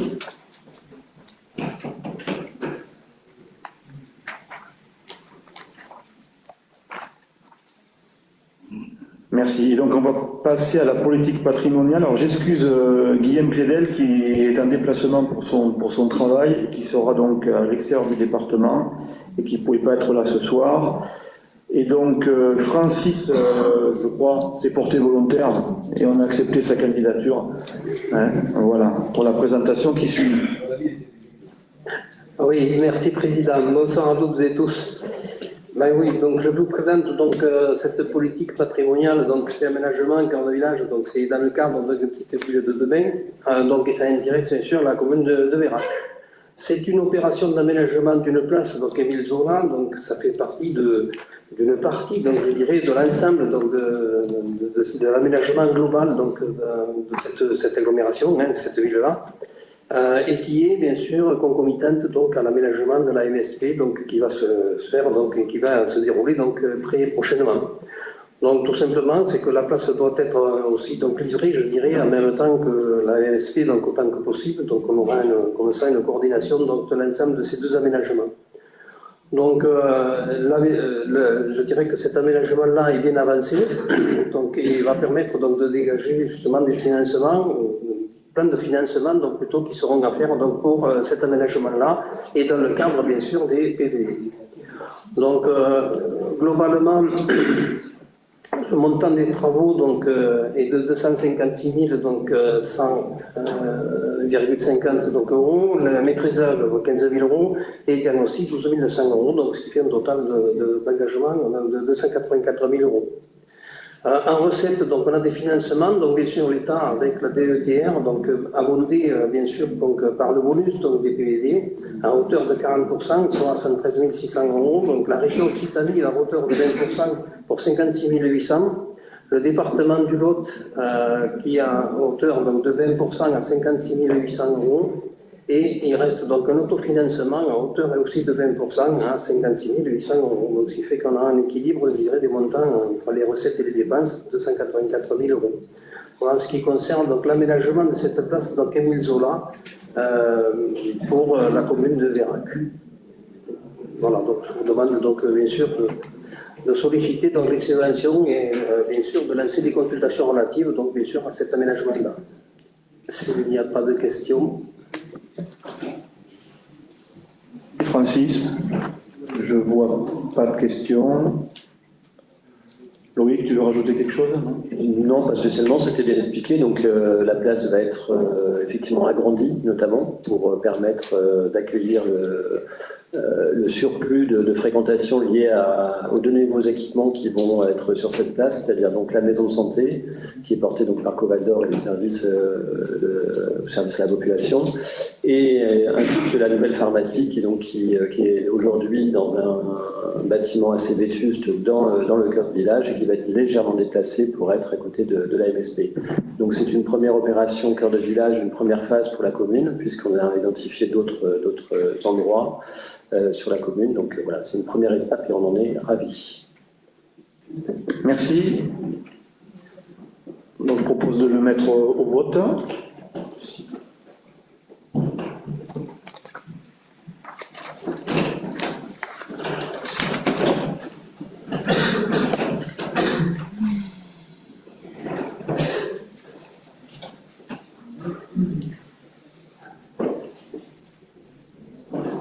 Merci. Il en manque un. Non? Allez, c'est pas grave. Merci. Le point suivant porte sur la politique patrimoniale et les cœurs de village, les petites villes de demain. Je le fais, Francis, ou c'est bon? Ou tu as les éléments? Tu me laisses faire. Donc c'est assez. Alors c'est donc pour les chefs de projet, donc des petites villes de domaine de Martel, Vérac, Biars-Bretenoux, Saint-Céré, Gramat, Souillac. Et je vous rappelle également qu'on a un poste pour nous aider sur le PCAET et notamment sur la mise en place de la thématique habitat pour 2022-2023 et maintenant pour 2024. Donc vous avez les montants qui sont proposés. La participation de Coval d'Or est de 25%. Bon, c'est ce qui est défini de toute façon par la loi, et le reste étant pris par l'État, la NCT et Banque des Territoires. Vous avez les montants affichés. Voilà, donc c'est de l'ingénierie sur le territoire où on récupère 75% en fait du coût, et on a 25% à assumer, de façon à créer les projets sur ces petites villes de demain. Des questions? D'abord, je voulais dire, c'est très bien ce chef de projet, ou à Gramat, on est très content. Donc c'était jusqu'en 2024, donc est-ce que ce sera reconduit après? Alors là, moi j'ai pas l'info directe. Pour l'instant, je pense que ça va jusqu'à 2026, mais c'est à vérifier. Je crois, mais... Non, c'était 2026, ouais, je confirme. D'accord. Voilà. Normalement, c'était prévu pour ça. Pas d'autres questions? Oui, vas-y Thierry. Donc je propose qu'on le mette au vote.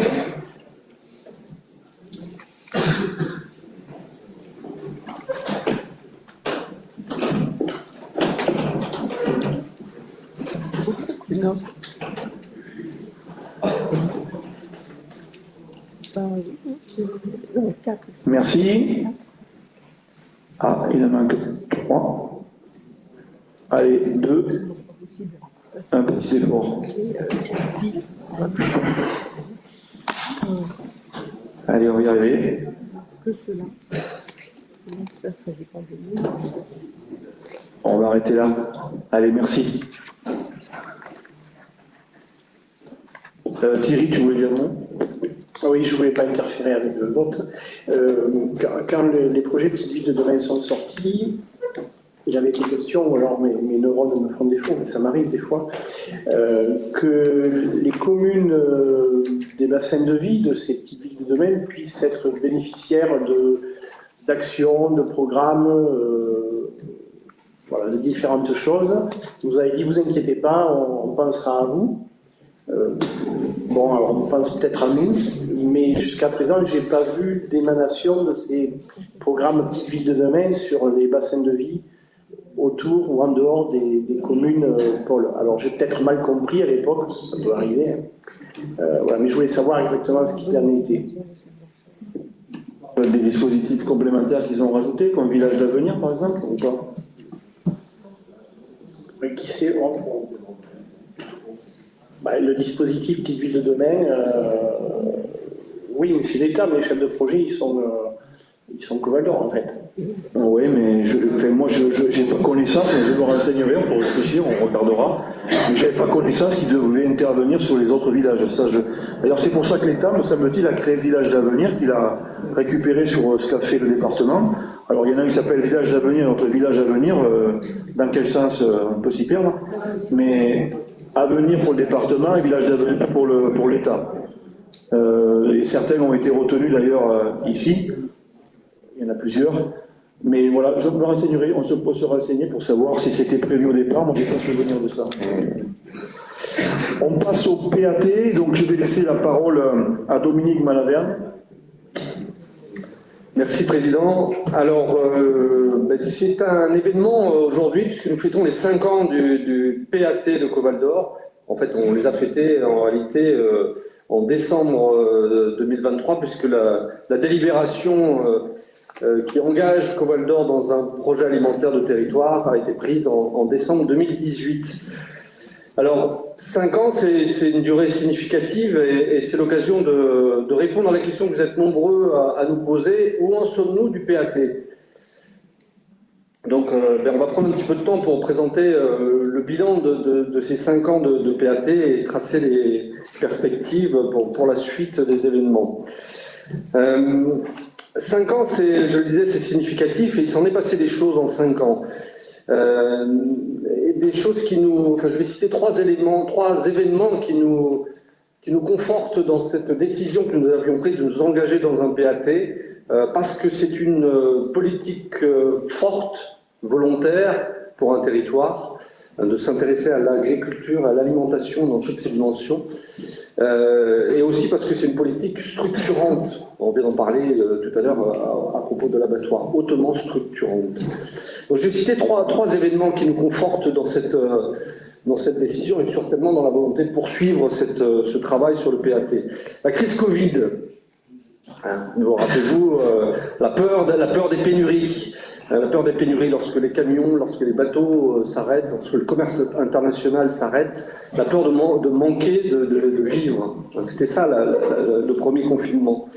La ruée vers les magasins de producteurs, les livraisons en vente directe chez les particuliers. Voilà, ça a mis un focus en quelques jours sur la nécessité de relocaliser les systèmes alimentaires. Deuxième événement que je voudrais citer, la flambée inflationniste ces derniers mois, qui, alors à l'inverse, a d'un seul coup re-questionné les filières de qualité, notamment la filière bio, lorsque les particuliers, les ménages doivent faire des arbitrages entre s'alimenter, se loger, se chauffer, se déplacer, quelle est la place de l'alimentation dans nos modes de vie?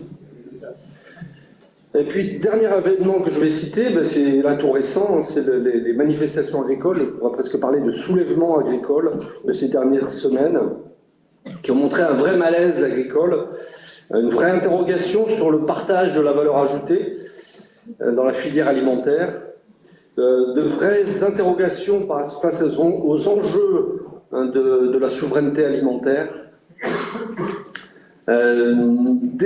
Cette crise a mis en lumière aussi la difficulté de la filière agricole et ses inquiétudes face à la mise en œuvre de la transition agroécologique. Personne n'a remis en cause le bien fondé de la transition agroécologique. Par contre, les conditions de la mise en œuvre de la transition écologique ont été fortement interrogées durant ces événements tout récents. Donc, plus que jamais, la démarche PAT a du sens. Je pense que vous serez d'accord avec cette affirmation. Elle a un sens tout particulier pour notre territoire, très rural, très agricole et très riche de sa filière alimentaire, de ses traditions alimentaires et gastronomiques. Donc 5 ans, c'est l'occasion de faire le bilan. C'est ce qui va être fait avec le travail d'une stagiaire qui va pouvoir analyser tout ce qui a été fait, tout ce qui aurait pu être fait, tout ce qui a été bien fait, tout ce qui a été moins bien fait, et tracer des perspectives. Alors, les perspectives, ça certainement, je l'espère, c'est la décision que vous prendrez tout à l'heure quand on va parler de la labellisation de niveau 2, c'est poursuivre et accélérer les axes du PAT, notamment sur l'installation agricole, qui plus que jamais est certainement la grande priorité dans le domaine agricole et alimentaire. La mise en œuvre effective de la loi Egalim, tout ce que ça entend en termes de structuration de l'approvisionnement de la restauration collective, la restauration hors domicile. Peut-être aussi se poser la question, faut-il aller plus loin dans le PAT et aborder aussi l'accompagnement, ce que je disais tout à l'heure, l'accompagnement des agriculteurs vers la transition agroécologique sur notre territoire. Ça pose la question éventuellement de l'exercice d'une certaine compétence agricole, ce qui n'est pas dans nos compétences, dans la compétence des communautés de communes, mais si l'on souhaite accompagner les agriculteurs vers la transition agroécologique sur notre territoire, il faudra se poser cette question-là, comment on peut le faire légalement, avec quels moyens, comment on peut aider les agriculteurs de notre territoire à une meilleure résilience face au changement climatique. Voilà, ça fait partie des questions qu'il faudra évidemment se poser. Alors, je vais en revenir avec la première diapo. Un bref rappel sur ce que c'est qu'un PAT, si d'aventure vous ne le saviez pas. Donc un projet alimentaire de territoire, c'est une démarche participative. C'est pas une obligation. Tous les territoires n'ont pas des PAT. Qui vise à consolider les filières agricoles territorialisées, à permettre le développement de la consommation de produits alimentaires locaux, issus de circuits courts et de qualité. Voilà, encore une fois, tous ces termes-là, on prenne un éclairage vraiment particulier lorsqu'on parlait ces derniers jours de souveraineté alimentaire et d'un meilleur partage de la valeur ajoutée par produit tout au long de la filière alimentaire. Donc, je ne vais pas m'étendre sur cette présentation. Alors, voilà, ce travail est engagé depuis 2018. C'était un travail avec une méthodologie forte qui partait d'un diagnostic partagé avec l'ensemble des acteurs du monde agricole et alimentaire à partir de 2018. 4 axes ont été définis, je vais les rappeler. Maintenir et développer l'offre de produits locaux, favoriser l'accès aux produits locaux, valoriser le patrimoine alimentaire, sensibiliser les habitants et accompagner l'évolution des pratiques alimentaires. S'ajoute un 5e axe en fait, qui concerne la gouvernance de ce projet alimentaire de territoire, puisqu'un conseil de l'alimentation territoriale a été mis en place, qui rassemble tous les acteurs de la filière alimentaire, qui se réunit en gros 2 fois par an, et qui fonctionne très bien avec des débats qui sont toujours très riches et très constructifs. Voilà, donc je voudrais souligner que ce travail se fait de façon partenariale avec les services de l'État, avec la région, avec le département, avec les communes aussi qui s'impliquent dans ce projet, avec les acteurs du monde agricole, avec la Chambre d'agriculture, avec des associations comme l'ADA, Bio 46, et puis tous les acteurs de les filières alimentaires, notamment la Chambre des métiers de l'artisanat, le lycée agricole, le lycée hôtelier de Souillac, etc., etc. Voilà, donc c'est un travail lourd qui demande du temps. Hein, 5 ans, c'est vite passé finalement, et on peut se demander est-ce qu'on a un résultat à présenter? Alors oui, certainement. Donc je vais laisser la parole à Pascal pour présenter. Il a réalisé, Pascal, un tableau de bord complet du PAT qu'on ne va pas vous présenter parce qu'il est extrêmement détaillé, mais il serait si certains sont intéressés, on peut le communiquer, mais il est très détaillé, action par action, tout ce qui était prévu, tout ce qui a été réalisé, avec les montants financiers, etc. Le niveau de réalisation de l'action. On va vous présenter, Pascal va vous présenter une synthèse des actions qui ont été menées ou qui sont en cours. Je lui laisse parler. Oui, merci. Bonsoir à tous et à toutes. Effectivement, je vais vous présenter un bilan, mais qui sera un bilan très rapide par axe, pour les 4 axes qui vous ont été présentés par M. Malaverne. Et en fait, j'ai essayé de retenir les points les plus marquants, les plus saillants de chaque axe. Donc, l'axe vraiment prioritaire, c'est le premier, maintenir et développer l'offre des produits locaux. Donc, dans cet axe, on a 2 objectifs stratégiques qui concernent l'installation et la transmission des exploitations agricoles.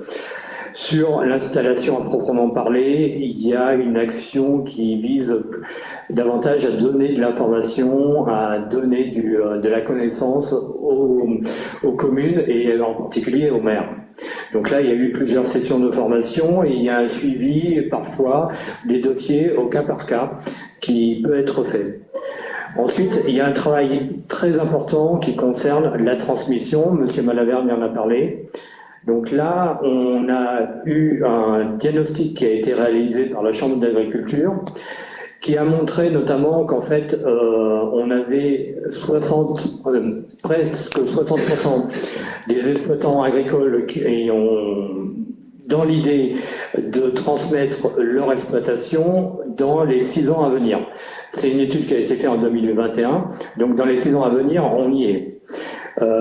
Donc du coup maintenant le plan d'action a été également réalisé et ce plan d'action se met en place avec des réunions collectives, avec des réunions individuelles et donc on a un suivi le plus fin possible qu'on essaye de mettre en place avec la Chambre d'agriculture et les autres associations donc de cette transmission. Là, c'est vraiment un travail très important parce que c'est le travail de l'avenir en fait agricole de notre territoire. Ensuite, on a tout ce qui concerne la structuration de l'offre et de la demande. Donc, on a parlé beaucoup de l'abattoir. Au niveau du PAT, le travail avait porté sur l'étude de marché qui a été mise en place en 2021. Et ensuite, la réalisation des préconisations, donc le PAT avait participé à la recherche de quelques-unes des subventions qui ont été citées tout à l'heure. Il y a un travail de promotion sur certaines filières qui a également été réalisé, notamment en ce qui concerne l'asperge et la truffe. Et le président a parlé aussi du travail, de la réflexion qui est en cours concernant le veau sous la mer. Et enfin, le soutien de la production en agriculture biologique, un travail porté par Bio 46. Donc là, depuis 2 ans, il y a 8 porteurs de projets qui ont été accompagnés individuellement, dont 5 sont installés sur notre territoire et les autres soit en cours d'installation, soit sur des territoires très proches. Donc, quelques exemples pour illustrer ce que je viens de vous dire. Donc là, quelques photos des réunions sur les sessions d'information. Le diagnostic a été synthétisé et un courrier vous avait été transmis à l'époque directement dans les communes. Si vous ne l'avez pas reçu, n'hésitez pas à me le dire, j'aurai encore quelques exemplaires. Et des exemples en ce qui concerne la promotion de la truffe et de l'asperge. Sur le deuxième axe, ça concerne en fait tout ce qui porte sur la valorisation de l'accès aux produits locaux. Donc là, c'est plutôt sur la demande. Donc on a un travail sur l'information qui est portée aux habitants du territoire, notamment par des annuaires qui ont été réalisés. Il y a eu 3 éditions successives de l'annuaire sur la vente directe aux producteurs, que font les producteurs, donc l'annuaire qui s'appelle Manger d'ici, ainsi qu'une vidéo de promotion des produits locaux qui est diffusée dans les cinémas, notamment tout ce qui est cinéma de plein air. On a la valorisation des marchés. Là aussi, il y a un diagnostic qui a été réalisé et les outils qui ont été préconisés se mettent en place progressivement. Donc les premiers vont être diffusés en 2024. Et notamment en ce qui vous concerne au niveau des communes, vous devriez recevoir une fiche organisée et pérenniser le marché sur ma commune. Donc la rédaction est en cours avec la Chambre d'agriculture. En ce qui concerne la structuration de la logistique et de la distribution, on a réalisé une étude de faisabilité pour la mise en place d'une plateforme de logistique en vue d'approvisionner la restauration collective. Donc ce travail avait été fait et maintenant on travaille avec en lien avec le PAT départemental puisque le département porte une étude beaucoup plus vaste et donc c'est dans le cadre de cette étude ensuite qu'on va pouvoir vraiment positionner notre plateforme logistique. Et toujours en ce qui concerne l'approvisionnement pour la restauration collective, on a aussi organisé des rencontres entre les responsables d'achat et les producteurs agricoles locaux. 3 sessions de rencontres ont été organisées et là c'est certainement quelque chose qu'on pourra reproduire parce qu'en fait ça a eu un grand succès à l'époque. Sur la diapositive suivante, vous avez également quelques illustrations, donc des photos de l'annuaire, une image des rencontres et un extrait de la vidéo de promotion sur les produits locaux. Le troisième axe, valoriser le patrimoine alimentaire. Là, on a du travail qui a été fait au niveau des écoles, et donc notamment avec la mise à disposition pour les écoles et les autres structures centres aérées, etc., d'un forfait pour l'achat d'un kit potager. Donc à ce jour, 25 kits potagers ont été acquis. On a également tout ce qui concerne l'édition de la journée fermes ouvertes, où on a une participation des enfants qui est très importante. Pour les un peu plus âgés, dans la catégorie jeune, on va dire, on a un travail qui se met en place, une convention qui est signée depuis l'année dernière, avec le lycée hôtelier de Souillac pour la promotion de nos produits locaux. En ce qui concerne vraiment le patrimoine, la promotion du patrimoine alimentaire, depuis aussi l'année dernière, on a une convention avec la Chambre des métiers et de l'artisanat qui a porté sur la réalisation d'un autre annuaire qui est celui des artisans des métiers de bouche. Et là également, cet annuaire va être certainement complété cette année, et donc avec une convention qui sera poursuivie. Et on a un travail en cours et aussi avec l'Office du tourisme, également pour la promotion de ces métiers.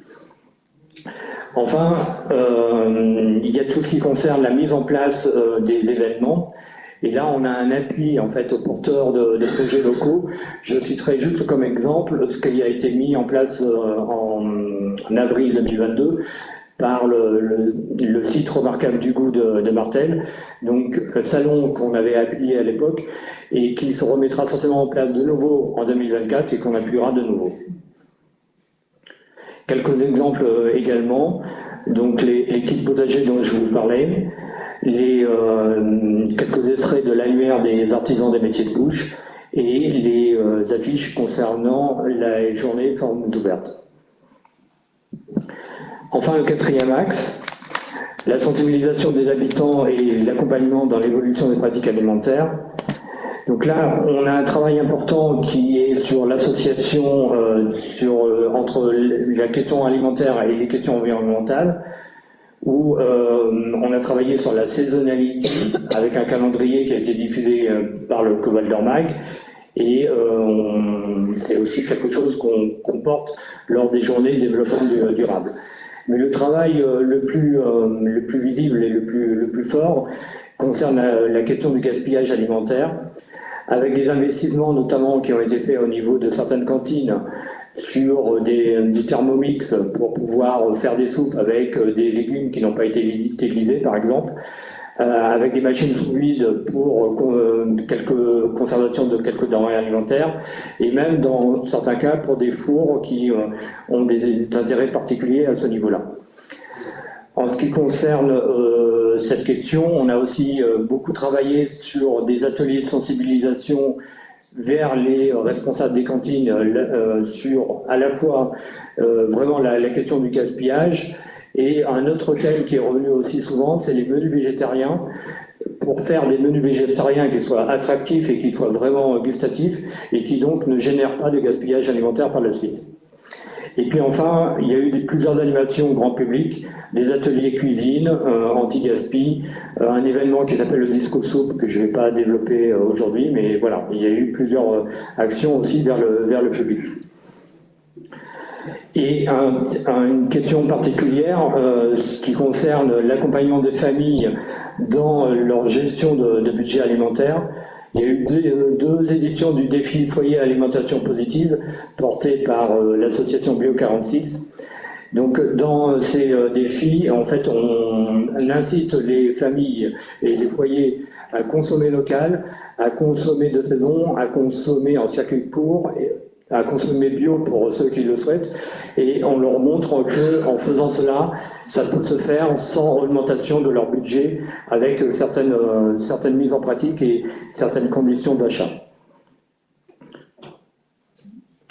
Donc, quelques illustrations également, le calendrier des fruits et légumes, la machine sous vide dont je vous parlais, enfin en tout cas un exemplaire, les affiches concernant le défi foyer alimentation positive, et puis une photo de l'atelier de cuisine sur le Disco Soup.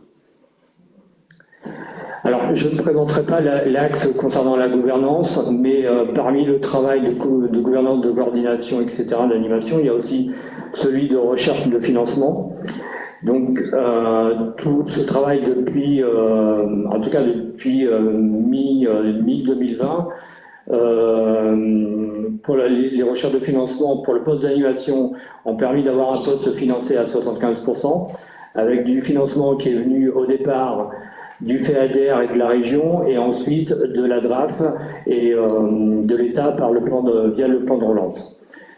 Sur les investissements, notamment les fours, les achats pour le matériel de cantine, tout est venu ces 2 dernières années par rapport au plan de relance. Et en ce qui concerne les animations, les études, les diagnostics dont je vous parlais, une part du financement est venue de la région, en particulier en ce qui concerne l'étude qui a été menée sur l'abattoir, et le reste est venu de la DRAF ou des plans de relance. Monsieur Malavergne a parlé des perspectives. Depuis 2018, Coval d'Or a beaucoup changé. Il y a eu des nouveaux programmes qui sont venus en complément du PAT. Et je pourrais citer le contrat local de santé, le PCAET, la CTG, etc., etc. Il y a des politiques d'attractivité et des PAT même qui se mènent dans d'autres collectivités, et notamment au niveau des départements. Et il y a aussi un travail de toute façon interservice. Toutes les actions dont je vous ai parlé précédemment ont été menées également avec les autres services de Coval d'Or. Donc, ce qui fait qu'on a un contexte qui est nouveau. On a aussi des partenaires nouveaux qu'on pourrait beaucoup plus mieux impliquer dans le travail du PAT.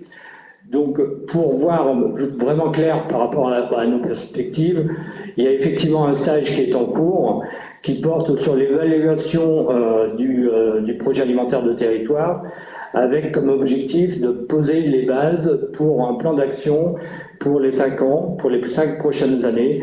Et dans ce plan d'action, effectivement, comme le disait M. Malaberg, on pense mieux intégrer les questions liées à la santé, à l'empreinte écologique du territoire et de l'agriculture et de notre alimentation. Donc tous ces éléments vont être également utiles pour nous pour obtenir la labellisation de niveau 2, donc qui est l'objet de la délibération à suivre. Oui, je vais prendre la main déjà pour saluer le travail réalisé par Pascal Grondin, par l'ensemble aussi de l'équipe développement territorial, aussi par la com, par le service communication qu'on sollicite souvent. Voilà, moi je suis fier de ce bilan, mais c'est avec l'équipe de Covaldor qu'il a pu être réalisé. Alors évidemment, oui, pour les perspectives, il y a des points sur lesquels il faudra aller plus vite, parce que, notamment sur l'installation, il y a un enjeu qui est considérable, sinon il n'y a pas de projet alimentaire de territoire s'il n'y a pas de producteurs. Et malheureusement, c'est ce qui risque de se produire dans beaucoup de secteurs de production. On n'aura plus de producteurs pour produire, notamment du gros sous la mer. Donc, il y a un vrai enjeu sur l'installation. À mon sens, ça va être la priorité des priorités. Il y en a d'autres, des priorités. Alors, pour en revenir donc à l'objet de la délibération qui vous est proposée aujourd'hui, en fait, il faut que l'on parle de la labellisation. Il y a 2 ans, je crois, on avait obtenu la labellisation de niveau 1.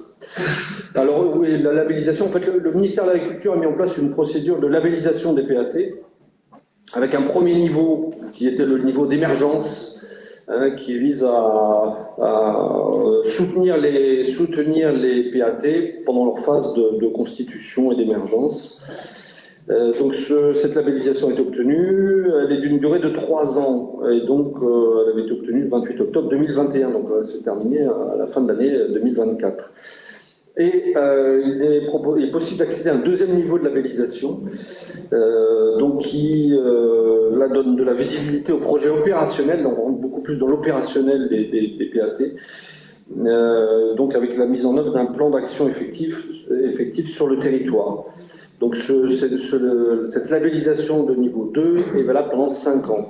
Alors il y a un enjeu derrière qui est aussi financier, c'est que cette labellisation de niveau 2 nous permet d'émarger à des appels à projets, notamment au titre du PNA ou d'autres appels à projets, donc d'obtenir des subventions pour financer. Alors, on n'est déjà pas trop mal financé, vous l'avez vu tout à l'heure dans le bilan financier, mais si on veut aller plus loin, il faudra encore aller chercher d'autres financements. Voilà, donc la délibération qui vous est proposée, c'est de demander la labellisation de niveau 2. Alors, je vous précise aussi qu'il y aura dans quelques semaines, quelques mois, une autre délibération qui visera, enfin qui portera cette fois-ci sur le plan d'action lié à cette labellisation de niveau 2, mais bon, pour l'instant, on va vous proposer de délibérer sur l'engagement sur le niveau 2 des PAT. Dernière chose, avant de passer au vote, je voudrais dire que pour marquer les 5 ans du PAT, à l'issue du conseil communautaire, il vous sera proposé un buffet. Alors j'ose pas dire amélioré parce qu'on a l'habitude d'être très bien reçu, notamment à Cuisance.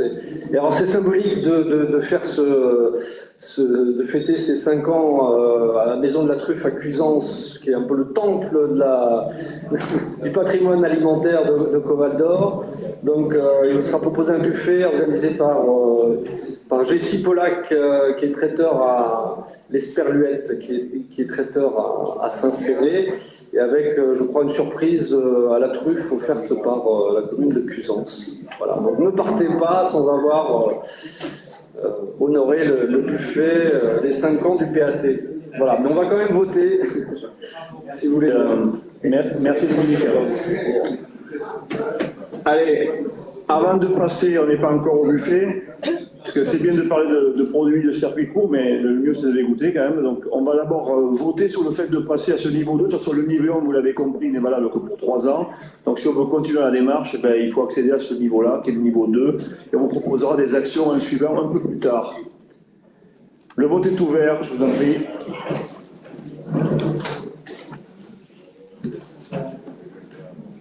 Allez, encore un petit effort. Merci. Le point suivant sera toujours donc abordé par Dominique Malaverne, puisque c'est l'achat d'un camion pour les ordures ménagères. Dominique, je t'en prie.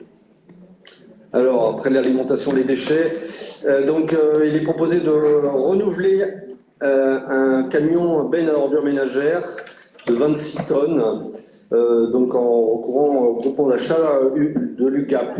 Alors, vous savez, on a les BOM, c'est les camions grues qui prélèvent les bacs enterrés ou semi-enterrés. Donc on en a deux en service actuellement. Il y en a un ancien, c'est celui qu'on propose de renouveler. Et puis il y en a un qu'on a acquis il y a 18, enfin, qui est en service depuis à peu près 18 mois, 2 ans. Ça a été long pour les avoir. Donc il s'agit de renouveler le premier camion le plus ancien, qui a à peu près 6 ans. Il n'est pas très vieux, mais en fait il faut savoir que ces camions ça s'use très rapidement parce que ça tourne, d'abord ça n'arrête pas de démarrer, de s'arrêter, etc. Ça tourne assez longtemps à poste fixe, donc l'hydraulique est très sollicitée. Et en plus ce camion, dans l'attente du second camion, il a tourné pendant plusieurs années en 2.8. Donc en fait, la durée de vie des camions dans ces conditions-là est très limitée. Donc il est proposé d'engager la dépense, enfin du moins de la prévoir dès à présent, sachant que la commande sera faite, si vous votez pour cette délibération, et que la livraison, c'est pas avant 18-19 mois. Voilà, donc il faut s'y prendre longtemps en avance. Le montant, c'est pas anodin, 384 935,09 € hors taxe. Vous avez dans les annexes toutes les options choisies, le siège, la hauteur du siège, la température de la cabine. Presque aussi compliqué à construire que les wagons de la Polte. 2 ans, voilà, c'est à peu près ça. Bon, la somme est conséquente, évidemment, mais il faut la commander pour l'avoir à disposition dans les 18 mois à minima, donc voilà. Oui. Juste une précision, vous vous rappelez qu'on a de l'excédent dans la section de fonctionnement des d'investissement. Fonctionnement, je n'ai pas du tout parlé. Dans le budget annexe, il y a un peu plus d'1 100 000 € d'excédent, donc il est fort vraisemblable que ce camion se l'autofinancera. Merci pour la précision. Donc je mets au vote l'achat de ce nouveau camion. Le vote est ouvert.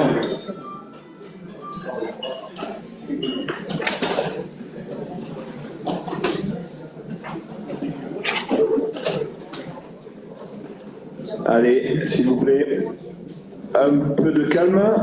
Merci. Je voudrais dire un petit mot. Bon. Oui. Allô? Je suis là.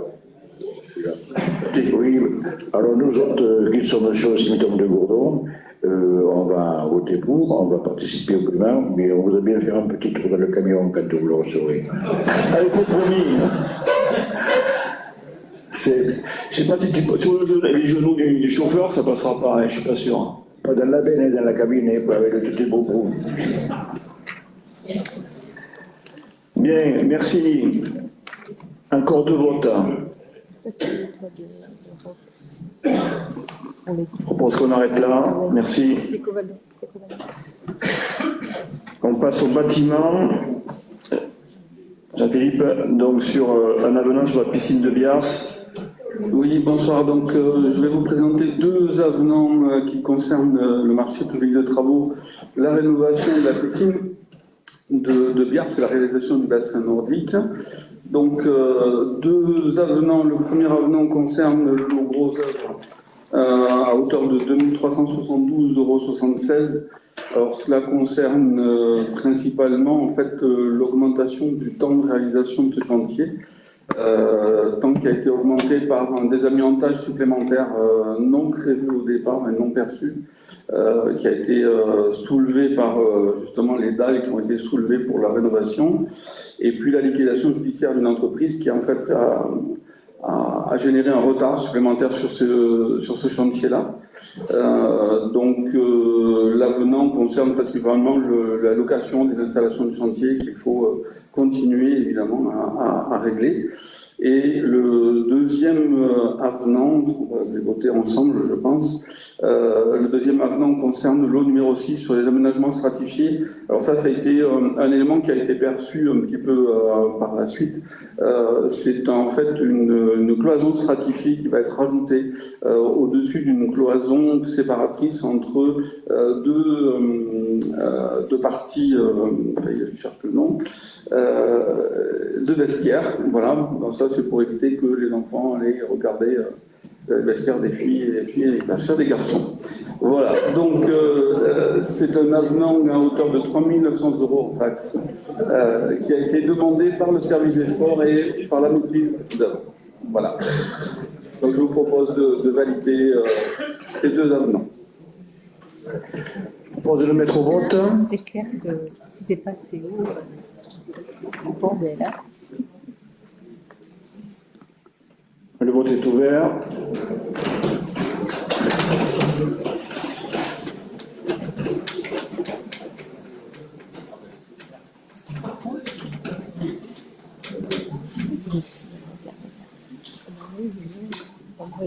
Merci. Le point suivant sur les ressources humaines et la prime pouvoir d'achat exceptionnel, donc c'est la parole à Pierre Mollin. Donc vous savez qu'il est possible de proposer de verser une prime de pouvoir d'achat exceptionnelle aux agents, ceux qui remplissent les conditions réglementaires. Donc le barème, vous l'avez, il est en fonction de, il y a 7 barèmes en fait en fonction de la rémunération. Les rémunérations inférieures ou égales à 23 700, c'est 800. Puis après, entre 23 700 et 27 300, c'est 700, et ainsi de suite, jusqu'au supérieur à 33 600, et inférieur ou égal à 39 000, qui est de 300 € maximum. Donc la proposition qui vous est faite aujourd'hui, c'est en fait de prendre 5/8, de partir de la plus grosse prime à 800 et de la mettre à 500, et ce qui fait un plafonnement à 62,50, et on applique ce pourcentage sur l'ensemble des critères et des critères de rémunération. Donc pour votre information, ça fait une enveloppe à hauteur de 59 000 € sur le budget principal. Deuxième information, nous en avons aussi un peu discuté en bureau, et le bureau a acté le principe de cette prime de pouvoir d'achat à l'unanimité. Voilà, donc je vous propose de pardon. Oui, oui, vas-y. Et rajouter aussi que c'est une prime exceptionnelle, c'est-à-dire qu'elle n'est pas reconduite d'année en année, on est d'accord. Voilà, elle était due à l'inflation galopante qu'il y a eu, mais nous on s'engage à la verser, donc sur, voilà, on a vu les agents, c'était une discussion aussi. Bon. Donc on est parti sur ce montant-là pour aussi reconnaître le travail et l'engagement des agents de Govaldor qui est réel, voilà. Et qui correspond aussi à un besoin que tout le monde a, avec l'inflation que tout le monde connaît. Il n'y a pas que les agents, nous aussi, tout le monde le connaît au quotidien. Voilà, donc on est parti sur cette somme qui représente une somme donc de presque 60 000 € d'aide, en fait, en direction des agents et de reconnaissance de leur travail aussi. Voilà, tu voulais rajouter quelque chose ou je peux mettre au vote? Est-ce qu'il y a des questions là-dessus? Alors c'est ça, normalement ça c'est sans charge, hein. C'est exonéré entièrement. Il y a peut-être quelque chose en plus?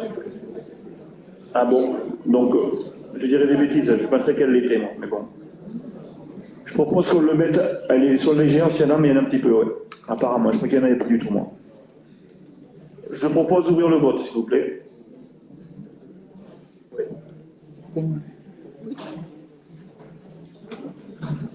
Et ça,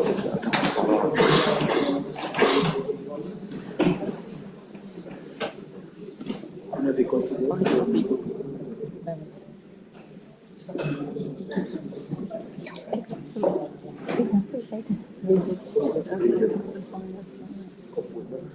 Donc c'est normal. Oui, ça je comprends que ce soit dépressif, mais moi je trouve que ça devrait être jusqu'au bout. Je travaille salaire et reconnaissance. Merci.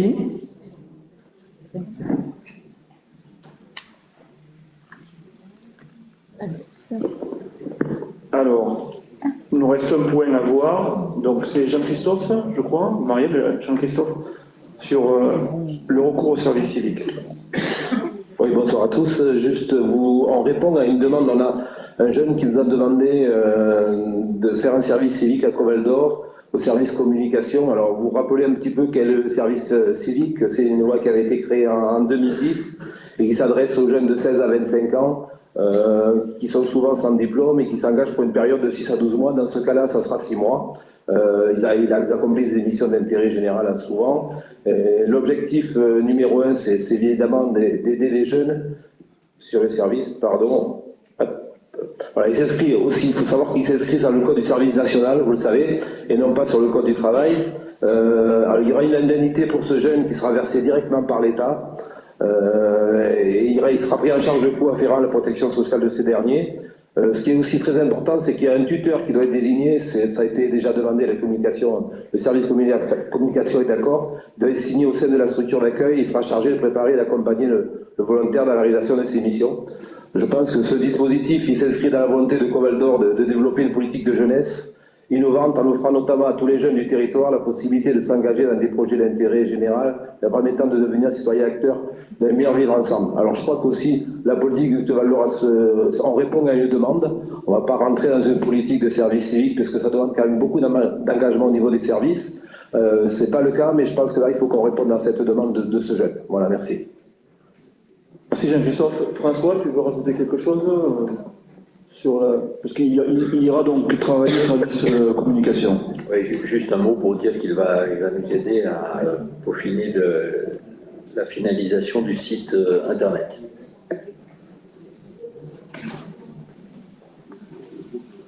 Et le coût, pour précision, c'est environ 100 € par mois pour la collectivité. Voilà. Je propose qu'on le mette au vote s'il n'y a pas de précision demandée.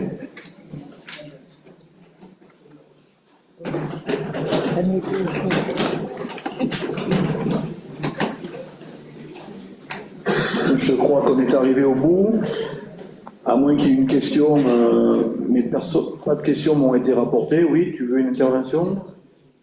Oui. Qui c'est qui voulait prendre la parole?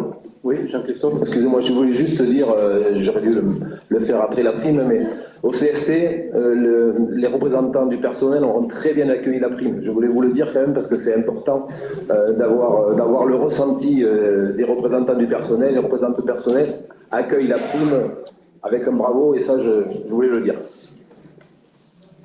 Merci. L'autre remarque, sinon on passera au buffet. Oui, pardon, Geoffrey, excuse-moi. C'est pas grave, Président. Merci de me donner la parole. Simplement faire un petit rappel qu'il va y avoir dans les jours qui viennent les comités de cohésion territoriale qui vous ont été adressés par convocation dans vos boîtes de mairie. Je précise simplement qu'il vous a été transféré également un tableau à compléter. On cherche simplement à faire un récollement des projets 2024 que vous avez au niveau communal, qui ne sont pas forcément des projets intercommunaux, mais on souhaite avoir une vision la plus exhaustive du territoire et des projets que vous portez dans les communes, et c'est important pour nous aussi en termes d'ingénierie et d'accompagnement et de conseils sur les dispositifs qui peuvent être à votre disposition et que vous n'auriez peut-être pas vu. Et une dernière information positive, parce qu'on a eu des sujets sur l'agriculture, on a parlé d'élevage, on a parlé de truffes, on a parlé d'asperges, mais simplement vous signaler que le vin de Glane a reçu un prix d'honneur cette année d'excellence au ministère de l'Agriculture. Voilà. Bravo à Glane. Prochain conseil communautaire le 11 mars à Alvignac pour l'Europe. Et donc j'espère qu'on pourra goûter le Glane. Voilà.